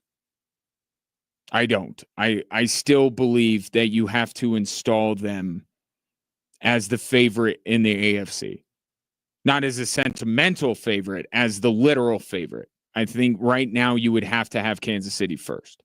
First in the entire NFL. I think that's the team they lost to last night. Got to see what Buffalo does in the offseason. Lamar is getting to the point where you'll believe it when you see it, as far as Lamar coming through on a big stage. And then I think Denver's trending upwards.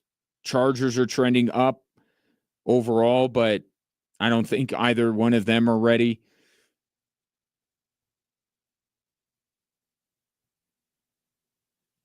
Like I said, head over heart for a lot of people, I think you would have to realize the potential of a rematch next year. We'll get into that more during the rest of the week, though. 719-247-1313. Any last thoughts that you want to throw out there at the end of the show here? Nuggets and Blazers coming up at 7 o'clock.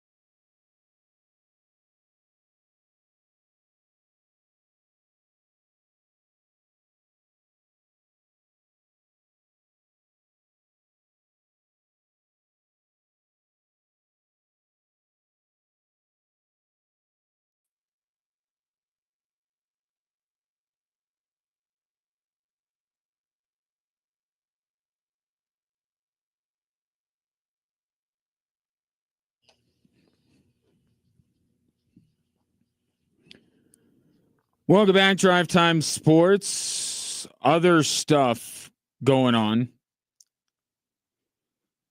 Aaron Rodgers trying to hijack Super Bowl Sunday with the news that he met with the Jets and they're going to be moving on.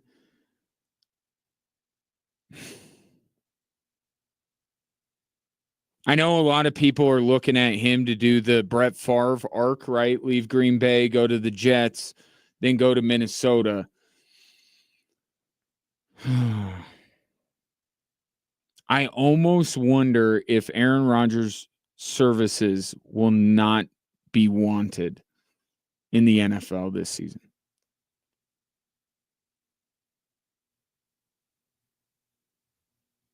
It just went so bad in New York. First year, not his fault. But I don't know. What am I saying? There are enough quarterback needy teams. Somebody will pick him up. Why? I mean, why would you, if you had the choice to franchise Sam Darnold or bring in Aaron Rodgers, which would you rather do? If the idea is, okay, J.J. McCarthy not ready to go. Okay. Franchise Sam Darnold. Keep him for one more year. Why bring in the Aaron Rodgers circus? I don't get it. Steelers don't feel to me like a franchise that would be willing to put up with his nonsense.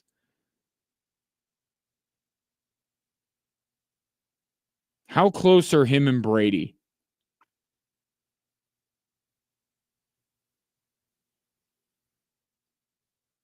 And can you rescind the Devontae Adams trade and get him back? I don't know. We'll see. I don't think that there are going to be a lot of suitors for Aaron Rodgers. Would you take him over Russell Wilson? It's a tough one. I think I would. But I would definitely want to know what option C is, which I guess in this case would be Justin Fields with the Steelers, or Matthew Stafford. So Aaron Rodgers not going to be back with the Jets, so he'll be a thing this offseason. Nuggets tonight. Oh, and by the way, not to, mock the misfortunes of others here, but, there is something quite perfect about the fact that the Dallas Mavericks went on a PR campaign to basically fat shame Luka Doncic and question the seriousness to stay in shape and his ability on the floor. And then Anthony Davis has his quintessential Anthony Davis game, which is where he looks like one of the 5 best players on planet Earth. And then he gets hurt. But it was always so silly to question, Luka's health or the shape he keeps himself in or just his body in general. And then the centerpiece of the trade, the centerpiece of the return you get back is a guy who has long held the mantle before Joel Embiid took it from him of the guy that you really want to trust, but you can't because he's always hurt. But he looked like a beast to start that game. And now he's going to be out for weeks.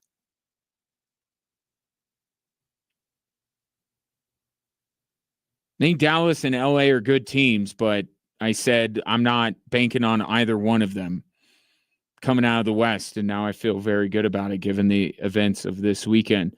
Nuggets in action tonight against the sneaky good Portland Trailblazers, at least been playing sneaky good under Chauncey Billups. Official injury report at last checked was that Jamal Murray is probable and Michael Porter is questionable. Now, Porter did not play the other night, and Jamal Murray went off. And that goes to the point I was making after Michael Porter had those 3 games last week. Michael Porter can go off. Jamal Murray can go off. The two of them cannot go off at the same time. Like, I see people on social media saying, man, if the Nuggets could get this every night, if they could get Michael Porter and Jamal Murray at the same time, they'd be unstoppable. I agree. The two never shall meet. One comes at the expense of the other more often than not. If Jamal Murray is getting his shots, Michael Porter's not getting his, and vice versa. Now, there's a version of Michael Porter that's pretty good, not what he was last week, but it's pretty good even when Jamal Murray goes playoff Jamal. Like, if Porter puts up in some of Jamal Murray's highest scoring games ever, Michael Porter has had like 20 points. But this idea that you're going to get Jamal Murray to go for 30 and Michael Porter go for 30 is just not going to happen. I just have not. There's been 4 times. Think about how long the two of them have been playing together. 4 times where both Michael Porter and Jamal Murray have 30 or more points. Coincidentally, the Denver Nuggets are 4-0 in those games. But it tells you how rare it is and how difficult it is to get both of them going at the same time. I think your best hope is that Jamal Murray goes nuts and Michael Porter is efficient enough to still put up like 20. But he's going to have to do it on like 7 or 8 shots. Because Jamal Murray becomes so ball dominant when he's feeling it. And the other night was a perfect example, but you didn't have Michael Porter even on the floor. The two just don't coexist. The best of Porter and the best of Jamal Murray, in terms of them, going off, they don't ever exist together. One comes at the expense of the other.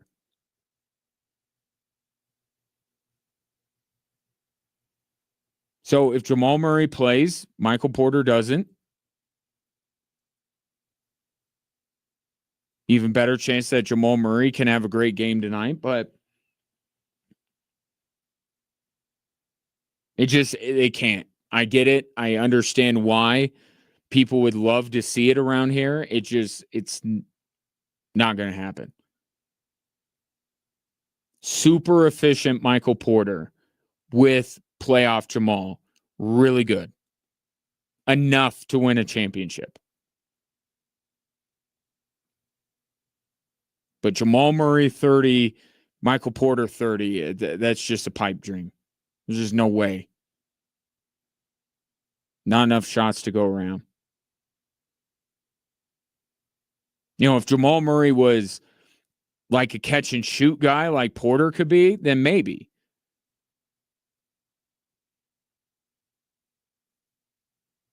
But it's so often that Jamal Murray, it takes some time for Jamal Murray to get going, right? They play that 2-man game, kind of lull you to sleep, and then Jamal Murray hits you with a jumper in your face.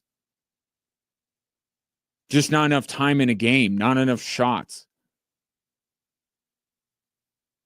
It is heartening to know that Michael Porter is capable of what he's capable of last week. But when Jamal Murray comes in, that Michael Porter goes bye-bye. And again, vice versa. If Michael Porter's having his best game of his career, one of the best games of his career, you hardly hear from Jamal Murray. He had 7 shots in one of those games that Michael Porter went off last week. Anyway, Nuggets and Blazers coming up tonight at 7 o'clock. Luka's debut a little bit later, so if the Nuggets game gets out of hand around halftime, you can always flip over and see Luka's debut. Avs finish out the pre-Four Nations face-off break strong. Really good win Really good win against Edmonton. Second night of a back-to-back. The energy was there. The execution was there. It was just one of those classic Oilers Avs games where there's just so much talent on display, and Corey Perry. So talent and Corey Perry. He got it in the scoring a little bit the other day. But that was really good. A Western Conference final with the Avs and Edmonton, followed by a Stanley Cup final with the Hurricanes and Avs.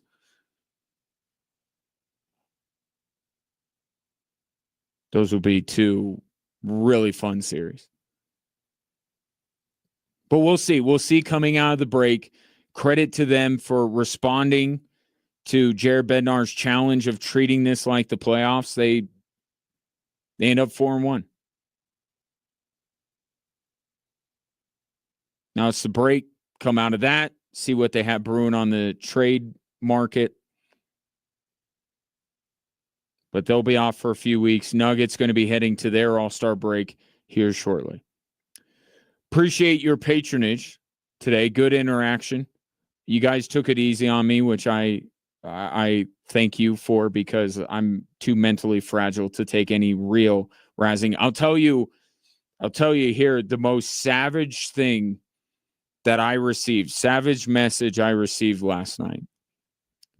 So it was from my very own family. Okay, the people that know me the best. On a group chat with my brothers and my aunt. Some family business stuff going on, so we're all in a group chat about that.